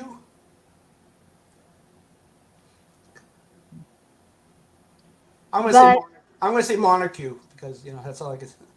I'm going to talk about this more again when we get to the third season and start discussing those episodes Because he because really is part of the show, so we get more from him. yeah, and that is actually when John LeMay makes his actual departure after the first episode, third season. But I think Frank Mancuso Jr. acted like a dick about the whole thing. Just what I'm reading, the quotes from him that are in this book, it was like, you know, John LeMay wasn't that big of a deal or wasn't that big of a part of the story just because John LeMay didn't do things the Frank Mancuso Jr. way. He's going to, Mhm. be a jerk about it. That was the kind of the indication I got Yeah, from it. But not a bad little episode. They actually um, gave Johnny's character. I mean, even though he was in prison during the majority of it, they did flesh his character out a little bit more. I felt like because a lot of it took place in the prison with him. So yeah, it was makes sense. exactly. So instead of focusing more on Mickey and Ryan, they were focusing more on him. Yeah, this was definitely the introductory. He's gonna show up more often He's going to be a regular, type of episode. Yeah. uh, Wes says, "Don't hurt Johnny's feelings. Don't hurt him." Uh, and then he said, "Third season review start in 2024." No, we're going to start before No, we'll start next 2024. week. And actually, we're going to move on to the final It's a shorter episode. week too, so we can get through them faster. Anyway, Yes. I'm sorry I interrupted. Go ahead. I'm sorry. No, that's okay. Um, so the last episode we're going to talk about tonight, which is the final episode of season 2, is Coven of Darkness, and that explains, Or which, please? yeah, why TJ has got that screen name tonight. We get introduced to Mickey's witch powers, which we never talk about ever again after this episode. Yeah, and I got to talk about the ending shot when we get to that part, which was very bizarre. But the cursed antique in this case is a witch's ladder sculpting tool. It's So two things, right? It's yeah, because they the got ladder an and the actual sculpting tool. a semicolon between witch's ladder and sculpting tool in the book. Because the sculpting tool, well, I'm gonna just spoil it right away. There's a coven of witches, and Hmm. they're part of Uncle Lewis's cult. I think they're part of his witch. I think they worked with him. They either know him or they were part of his coven, Hmm. coven, Coven. coven. Yeah, I'm from the south. I'll say coven. That's what I say here. Anyway, so we start off with this black mass. Hmm. They kill somebody, I guess, right? No, they're just having the black mass. Um, we get introduced to the sculpting tool. It sculpts these figurines, which I guess are evil. Uh, Hmm. I guess the head of the cult is this woman, Lisa. Um, or they spell it. I can't remember how it's pronounced because I watched the episode last week, but it's spelled burp. It's spelled Ly, so it's Lysa. Lisa or Lisa. I think Lisa makes more sense. Lisa sounds stupid. Uh, Sounds like you're gonna say Lysol or something. yeah, there you go. Um, yeah, if I could remember how it was pronounced in the episode, I would know how to pronounce it. That's how you find out. That's how you pronounce things, people. You find out from the source how it's pronounced. I have a friend who calls. We talked about Leah Remini. I have a friend. He calls her Leah Remini all the time, and I've told him that's not how you pronounce her name. That's not how she pronounces her name. She Uh, pronounces it Remini. and Right. stop calling it the same name that's wrong when the person. It's not like a word that like you've never heard it said before and you have no idea how it's pronounced. That's okay, but when you should know how it's pronounced and you don't, I you know It's almost like they're refusing to pronounce it yeah. Like correctly. I always got annoyed when people didn't know the difference between there and there, like they Yeah. are and there, and I stopped being upset about that. Now I'm just upset when people don't get names right. Yeah. TJ didn't get on me, but he was, and I'm not even Oh, going to try to pronounce. you didn't have to bring that up. No, it was fine. I thought it was funny. As soon I as you said did. it, I was like, "That's not how you pronounce this thing." Yeah, I could imagine TJ sitting in front of his computer, just like, you know, and I admit that I pronounce names wrongly all the time. I even whenever I have to call people on my job and I have no freaking idea how to pronounce their name. All this time I said, I'm not gonna try to pronounce your name until you tell me how it's pronounced because I don't wanna, mispronounce your name and, potentially upset somebody. So I know that I'm gonna pronounce names wrong, and so I did not mind at all that TJ just let me know how this person's name was pronounced. And TJ, I'll tell you on here. You can tell me in the chat. I won't get upset. It's not like you're being a dick, like that guy was in the dead pit stream that night. That guy was being a total dick.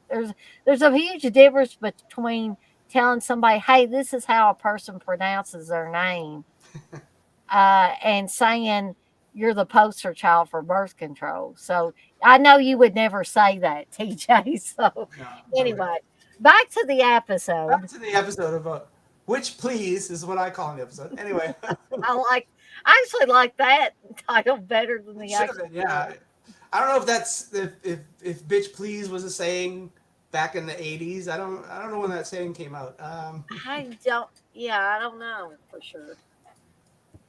Anyway, there's a black mass. We get this.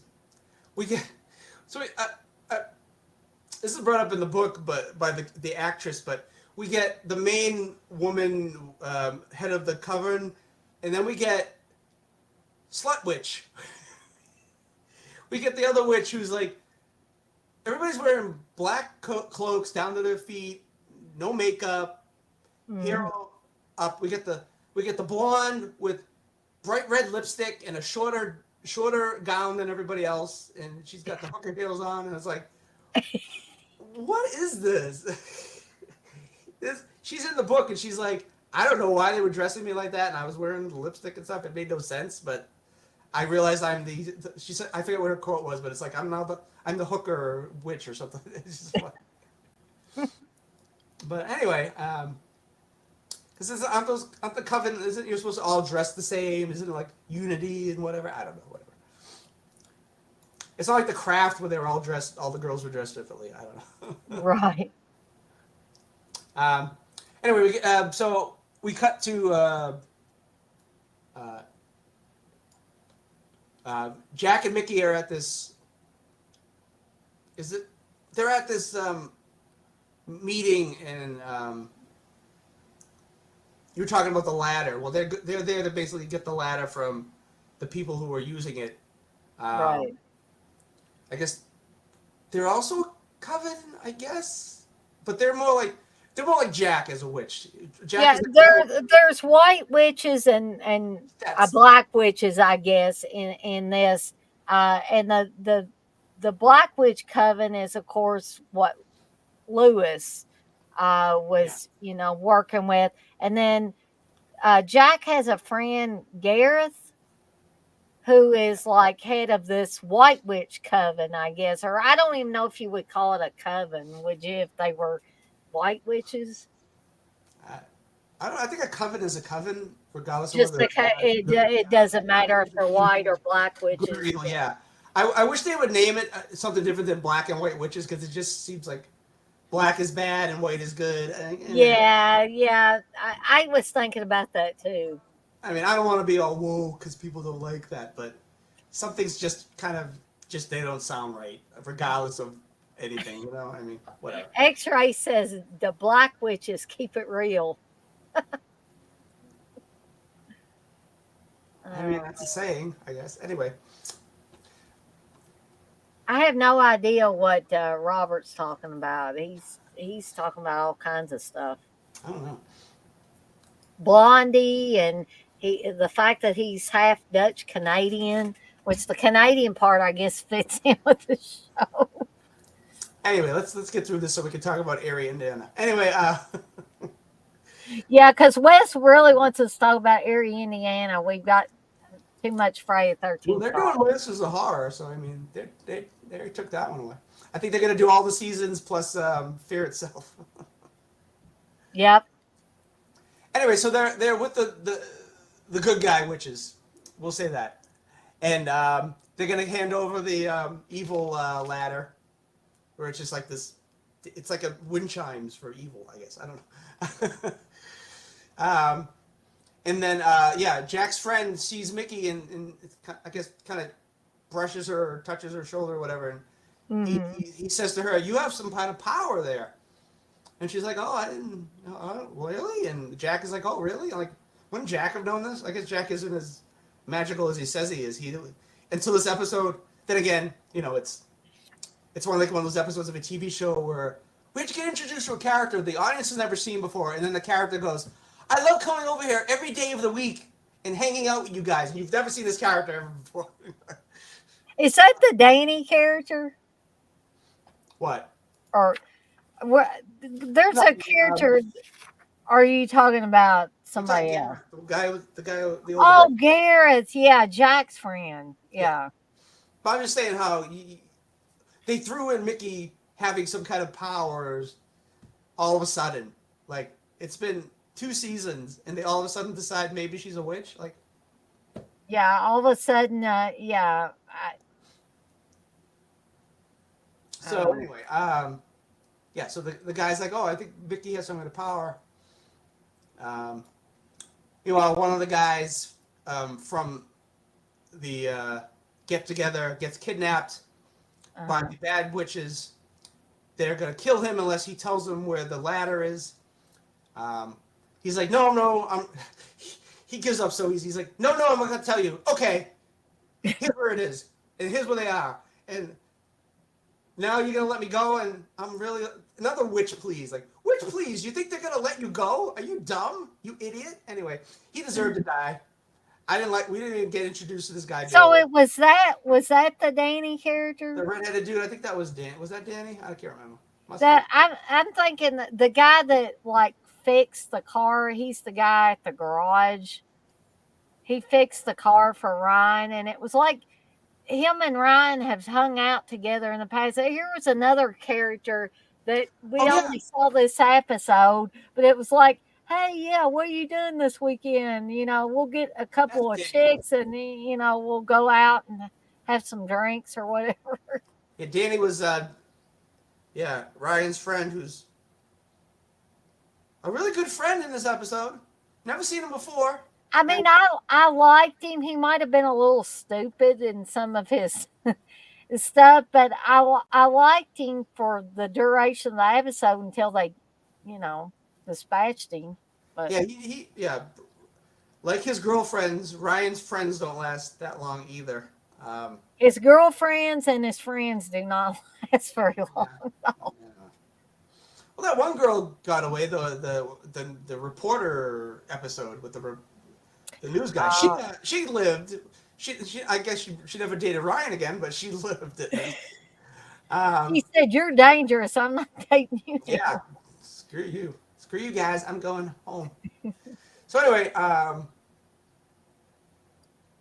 yeah. So that happens. The dude gets killed. Um, Jack's trying to teach Mickey some witchery.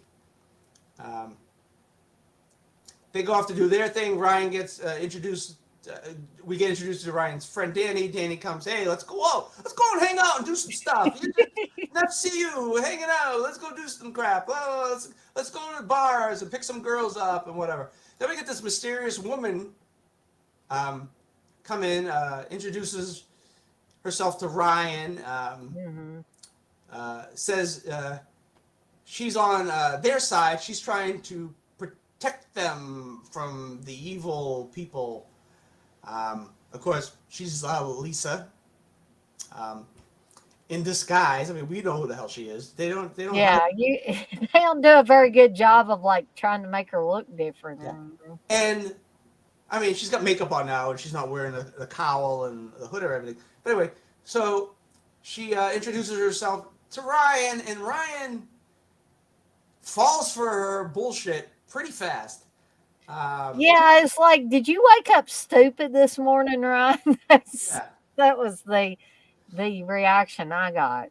So she has this ring on and goes to shake his hand, and the ring cuts his finger, and she uses the blood to put a spell on him. But up until that point, he trusts her pretty fast for someone he just met, especially when the way this series goes, you don't just meet a strange person and just believe everything they say, but whatever. So she's trying to find a ladder. Mickey's doing some training. Jack's coven friends are starting to get murdered. Lisa gives some poison or some magical tea to Ryan to get him more into her or whatever. It's never like it's more just like he's just trusting her. It's not like she's like trying to sex him up or anything like that. But I'm surprised they didn't go for that. They should have got the sexy witch to be the one that was enticing Ryan, but they decided to go the more motherly route, I guess. Yeah, well, I looked at the woman when she first comes into Curious Goods, and I was like, ain't she a little old? Not old, but too old to be attractive to Ryan, I think. Yeah, but they didn't go that route. That's why I was wondering, why didn't they switch it with the other witch? Right. Younger and hotter, and like now like I said, maybe they just decided, all right, we're gonna go a different way with this, so Ryan wouldn't be attracted to her. We're gonna have him believe her on a different level, that just she seems trusting to him. Like I said, the motherly type. Where someone who the motherly type you wouldn't believe was a bad person, right? So. Well, and two, if he didn't find her sexually desirable, then he wouldn't fall under her spell as easily. She would have to use her witch wiles or something to get him to do what she wanted him to do. She does. Yeah, she does. But if it had been a hot, sexy chick, he would have been all over that, and it wouldn't have taken, elaborate things, and it probably wouldn't work because she couldn't have used those tools, the witch tools. Or wouldn't have had to, I guess. But yeah, so it works better with her being, older and, like you were saying, she has to do things to him instead of just going, flashing some tail and. Anyway. I'm trying not to sound sexist male, but then I'm trying to also so I can make everybody happy. But anyway. TJ's trying to make all the people that are watching this stream trying to insinuate without actually saying things, but then anyway,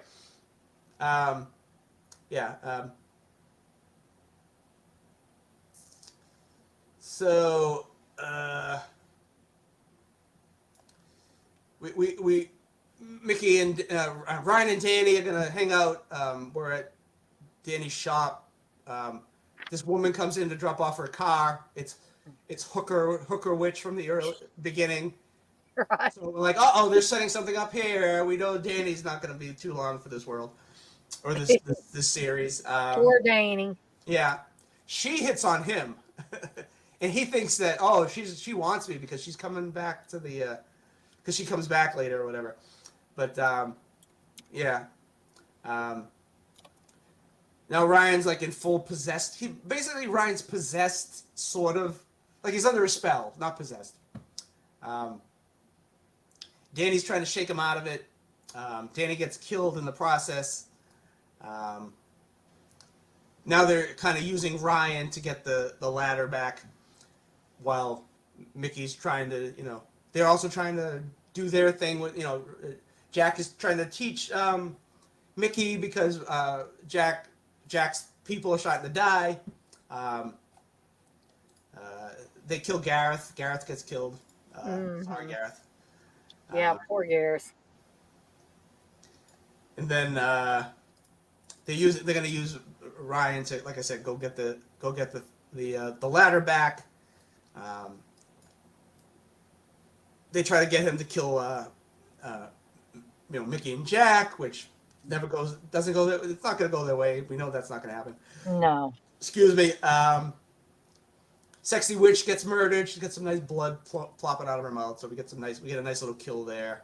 Ryan sort of gets back to his senses. Um, Mickey uses, her witchiness to help out the situation. Um, they now get the ladder back. Mickey's drained of her power. Jack goes, yeah, you used all your power in one night. Um, Mickey's like, oh, that means I can never be a witch again. And Jack's like, no, you just have to rest, and you can probably use your I power. guess recharge your batteries or whatever. And then and kind of just that's basically how it ends with Mickey. Now was the season finale. Yeah, season finale. Yep. So we think, oh, it's set up now. If it comes back, we'll talk about Mickey's witchcraft, and maybe that'll come into play again. We never talk about Wiki. We never talk about Mickey's witchcraft ever again after this episode. Yeah, and the book actually says, despite my early fascination with Mickey's witchcraft, it never felt like it was a real fit for the character, and I agree with that. And that's what. So I wish they had really worked on it. I mean, Mhm. like I said, it comes out of the blue, so Yeah, they didn't gradually yeah. get us used to the idea. It's just like, oh, here it is, never to be seen again. Uh, But if they had expanded on it, I think they could have made something out of it. But they decided not to. So you mhm. never really got a chance to. I don't think one episode is enough to go, oh, that should be her character from now on. But they decided not to do anything with it, which I'm like, eh.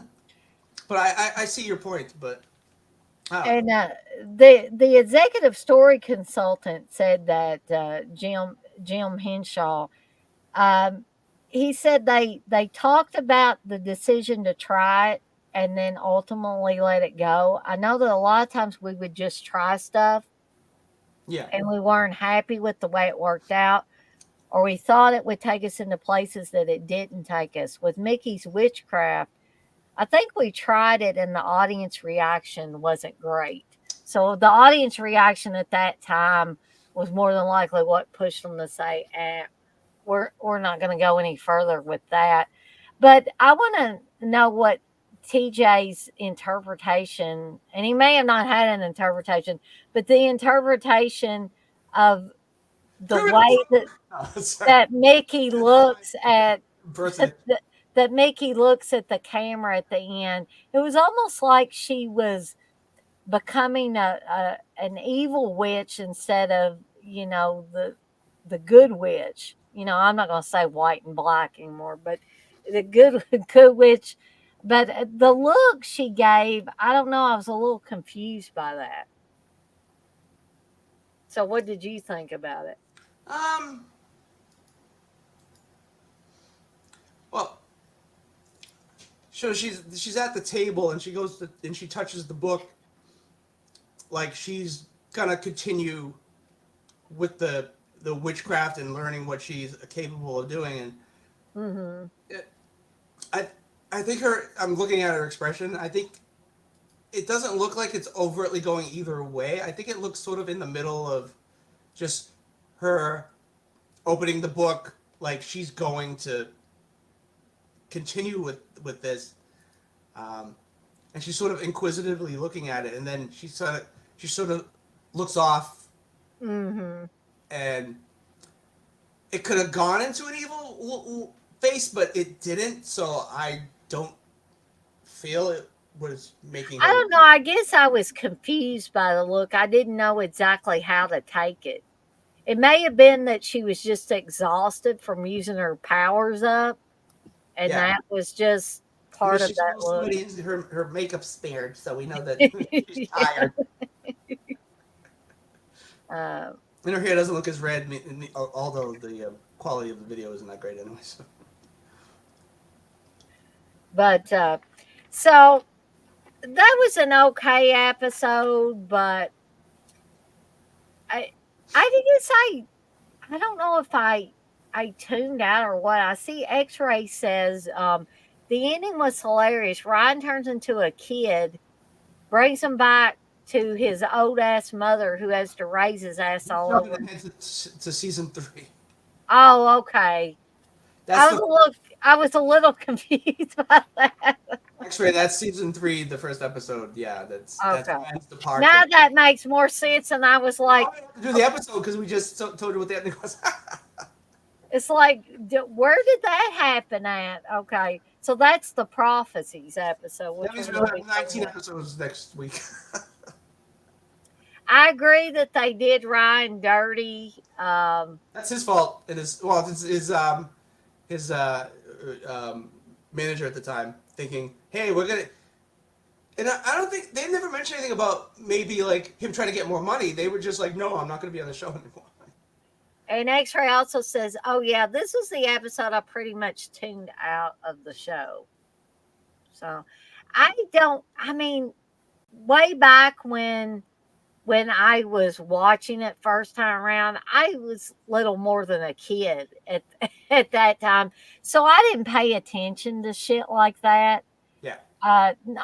Not that much. And so when they, when Ryan was gone, and I probably just thought, oh, okay, you know, that was a show I watched late. I remember watching several episodes with my mom. We both liked it. As I've said before, my mom used to be really, really into horror stuff. That's where I get it honest. I get it from her. Now she doesn't much like, she's gotten out of the slasher films and stuff like that. She used to like the Friday the 13th films and all that, and she's moved on from that. And Yeah. I just hope I don't wake up one day. I mean, I know it wasn't like that with my mom, but I hope I don't wake up one day and say, I don't like these slasher movies. I don't like these slasher movies from the 80s anymore. I'm going to watch supernatural thrillers or something like that. And I'm not saying those aren't good. And haunted house, ghost movies aren't good. Uh, I'm just saying I don't want to give up my love of slasher films and the 80s slasher films in particular. Mm-hmm. Uh, and X-Ray said, "My bad, LOL." It's That's a okay, X-Ray. I was a little confused. Um, but anyway, uh, Robert's talking about all kinds of stuff, not related to what we've been talking about tonight, but that's okay. I don't ever say people have to stay strictly on topic, but I don't think anybody sleep. wants a Friday the 13th series, the movie. Um, Roby doesn't Yeah, act anymore. John D. LeMay, I don't know what he's doing. Wiggins is dead. yeah, unfortunately, yeah. And William Cat. William Cat. I don't know where that came from either, but anyway. X-Ray says, Dana, you have a copy of Blood Diner signed by the entire cast and crew and her family members. You ain't giving up. Their Well, face? I don't have a copy. I have a copy of Blood Diner, but it's not signed by the entire cast and crew and their family members. I think he's being a little facetious there, but no, I don't plan on giving up horror anytime Is it signed by Jackie soon. Kong? No. No, I kind of wish I had something like that. But no, I don't have that in my collection. I just merely have the Blu-ray of Blood Diner. That's all I have. You know who should write a movie? Roberta Findlay and Jackie Collins should write a movie. Wow, can you imagine That what would be kind of money crazy ass. it would be? Dialogue by Diablo Cody. That's Jeez, man. Uh, who died, Robert? Chris Um, Wiggins is dead. yeah, Chris Wiggins, who played Jack Marshak on He Friday was like 13th 80 when series. that show came. Yeah, he was in a spring chicken when that show was on. So anyway, I hope everybody has enjoyed this episode discussion over the last 8 episodes of the second season of Friday 13th, the series. Um, so, TJ, I guess my question to you is, when we cover the third season, are we going to break it up into like 9 episodes apiece, or and do like Yeah, two parts? let's not sit through the whole. Yeah, I think that would be too Yeah, many. But, my brain can't remember that many. mine, mine wouldn't work like that either. Um, Robert would like to see a new house movie. I don't know where they would go with a house movie nowadays. Actually, I wonder what they're gonna do with the new Scream. Everybody I wants think everybody wants Matthew Lillard to come back, and I'm like, no, they're 50 years too late with the Matthew Lillard coming back. I'm just at the point. I'm sorry. Okay. I was just going to say, I'm just at the point now. Can we just stop with the Scream stuff? Just Yep. It keeps making stop money. before you go too far. Yeah, and that's exactly right, Scream TJ. They 5. won't. Scream 5. But yeah, go ahead, TJ. Was what you were going to say. Well, people like Matthew Lillard, they want him to come back, but I'm like, that would have been before the fourth movie. Like that's instead of, I know the whole. He was supposed to be in the third one, and because of stuff that happened in the world, they had to change the story. So it never happened. So Right. having him all of a sudden come back would be just stupid. It would be because the fans want it, not because it made sense as a writing standpoint or as far as the series goes. And Hmm. then he had a TV smashed over his head. He was stabbed. He was if the TV didn't kill him, which it had to have. It was first of all back then those TVs weighed 100 pounds, Oh, yeah. and also there was like a bolt of electricity that surged. That was also going to kill him. Then he was gutted basically. He would have bled to death if anything else didn't kill him. Yeah. I mean, it'd been one He fell thing off if the he was supernatural or something, but he wasn't. He's not Jason. He's not Michael Myers. You know, And if he came back, he'd have to be like um, in a wheelchair, uh, paralyzed, can't say full sentences. Like he'd have just having him come back like he's Jason, like all in good shape and like that makes no sense. I mean, no. but And some and fans if want they it, did whatever. if they did that, they'd have to bring Billy back too, wouldn't they? They did. He's Billy's spirit. But if they're gonna bring Matthew Lillard, his character, back and like make him where he's fully functional, Yeah, then they gotta bring Billy back and not have him be a ghost.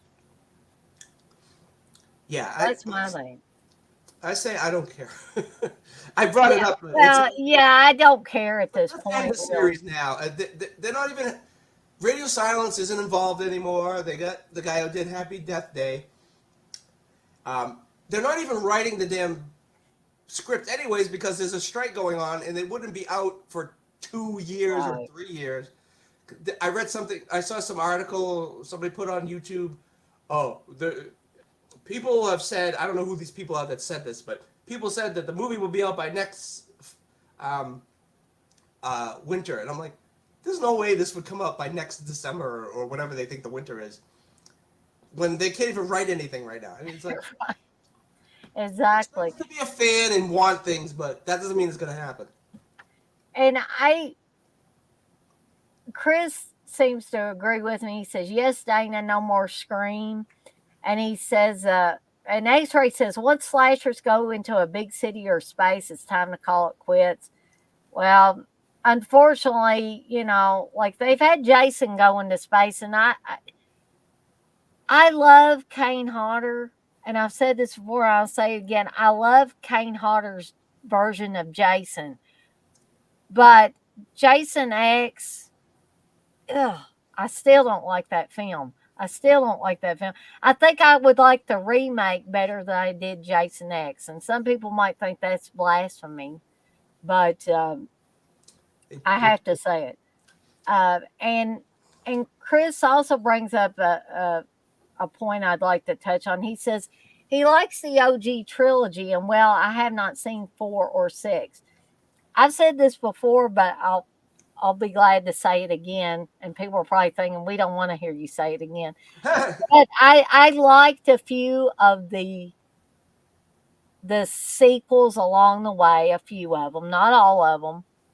But if I had my choice, which I will never have my choice when it comes to horror films because nobody cares. They're going to keep making whatever's making money. But if I had had my choice, Scream one and done. Just don't make any sequels. It was good as a standalone, in my opinion, but it made too much damn money. And they can continue to make money and they just keep making them. But I would have been happy with one Scream movie and call it good. Because it at the time it was original and refreshing and all that. Now it's tired and been done to death now. the best thing about 5 was they at least they did something different with the opening. I'm not. I don't want to guess that everybody in the chat has seen the last two Scream movies, but at least Mm. 5 did something different um, compared to the other 4. Um, Part 3 has my least favorite opening, um, just because I never thought Cotton was. I never really resonated with Cotton's character. I mean, what's Liv Schreiber? Nothing against him. Like I liked him in. I even liked him in the Wolverine movie. I mean, Right. but his character, I like, because the whole point of killing him off in the third one was like, because it was like cut severing all the loose ends from the first two movies. He was one of the characters who wasn't a main character, but you knew who he was, so that made a reason why you had to get rid of him. But like, I didn't care that he died. Like, it wasn't exciting to me as a fan. So that's like my Mhm. least favorite opening. Even if they the Dead Pit guys and Garrett, they did the watch along for the what do Right. you call it, cut, the Uh, whatever, the piece together cut. And the opening is just Liv Schreiber, which makes it even less enjoyable. yeah. At least in the first one, they had whatever the one playing his girlfriend was. At least there was a cut between the two of them, made it a little bit more exciting. But just him talking on the phone and then seeing her dead body show up, it's just like wasn't. Yeah. If Not that a was the opening, it would have been. I would not have liked that anything about that at all. that's not really effective, I don't think. Yeah, Um Chris, I'm not saying I disagree, but I guess I don't know enough about Jenna Ortega. I liked her in she's great in X. I liked her in X a lot. I didn't see But Wednesday. I only saw clips, so I've never really. I can't really judge that show. I just don't think in the Scream sequels that she was in that she's very effective, I guess. I don't know about her being an elevated shield. I hope he's kidding. He says Because he says LOL, she so talks he about might elevated be. horror in part 5. I think that's what his comment meant. And I agree, Chris, that a lot of these modern directors just don't get what true horror is. I don't think a lot of them do, and that's something I try to explain to Steve sometimes because he gets mad at me sometimes because I don't like about 90 to 95% of the new stuff that comes out. There's a certain percentage that I do like, but it's rare. when I like something new that's come out. Like X, for instance. I liked X. I Love that like movie. That was awesome. I liked Pearl. I guess I Uh haven't seen that one yet. well, I won't give it away for you. Please don't. I know it's a prequel, and I know it's Mia Goth playing Pearl because that's who she was in the first movie. But um, And Chris says, I liked her in X too, LOL. Just the rest of her stuff, though, maybe not for me. Well, like I said, I don't think she's nearly as effective in the Scream sequels as she was in X. She almost seems like I hate to say this, but it almost seems like in the Scream movies she was in that she was sleepwalking through it. Just she's drugged up most of the part five because she's been in the hospital being attacked by Ghostface. well, that too, I mean, but that opening is good. I mean, I like the opening because it definitely subverts. It gives you a feeling of the older. Oh, it's like it goes back to one. Um, mhm. but the fact that she doesn't die, spoiler, um, I think that's a cool change that they did. Um, like you said, she's drugged most of the, she's sleepwalking through the rest of the episode movie because, I mean, like I said, she like she's sort of out of it anyways because She's kind of like the equivalent of Jamie Lee Curtis in Halloween yeah, a 2. little more, but yeah, than Halloween. Yeah, but But anyway, I don't know. And some people like part 4 of Scream, and some people don't. I hate part 4. Steve likes it. Um, I like the but I opening of that better than the opening of three. Well, it's just like again, if we only got one Scream movie and nothing after that, of course, I guess that's a moot point now because we have how many of them? 6, Yep, and a lot of so fan films. nobody's gonna go back and erase it. So A lot of fan films. yeah, that too. But guys and gals, I'm gonna have to get off here because I'm starting to. I don't know if I'm fighting a cold or something, and I know Not mine. TJ is not feeling well. I would imagine if he's fighting a cold. But I've been getting these headaches on and off, and now I'm starting to get one again. Um, so I need to get some rest for work tomorrow. I'm sure TJ needs to get rest as well. And you guys in the chat, guys and gals, need to get some rest. I'm guessing Blissful's still in here. I hadn't heard anything from her for a little bit. Uh, She tuned but out we, when the scream started being talked about. and Robert, I hope you get some rest, buddy. And I tried to keep track of what you were saying, but I'm sure I missed some of it along the way. So I apologize on that. Robert's very talkative when he's in the chat. But I want to thank everybody for joining me and TJ tonight. I want to thank TJ for being on here for yet another almost 4 hour stream Well, the talking Bill told us to, so we had to make sure we got his wishes. exactly. And oh, good Lord, don't get me started on Jennifer Lawrence. I do not like that actress. I could call her a lot of other names, but I'll You just should leave watch it. her on the Hot Wings show that's on YouTube. It's hilarious.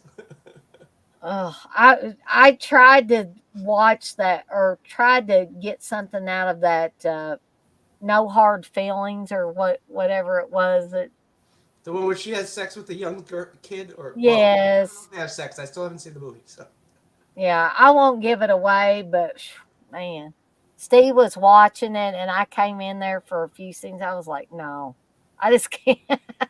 I can't do this. I just don't think Jennifer Lawrence is a good actress. I mean, my opinion only. Keep in mind, but and I don't care that she's from Kentucky. I just don't care. That doesn't make a hill of beans difference of what whether I like an actress or not. Some people think you got to be so loyal to people that are from your home state or your home city or whatever, and I just don't believe that way. But anyways, I am going to get off of here for the night so everybody can get some rest. So again, thanks TJ, and I hope Thank you you. continue to do these fantastic episode discussions for these anthology television horror television shows. So Uncle Bill wants us to do picket fences. No.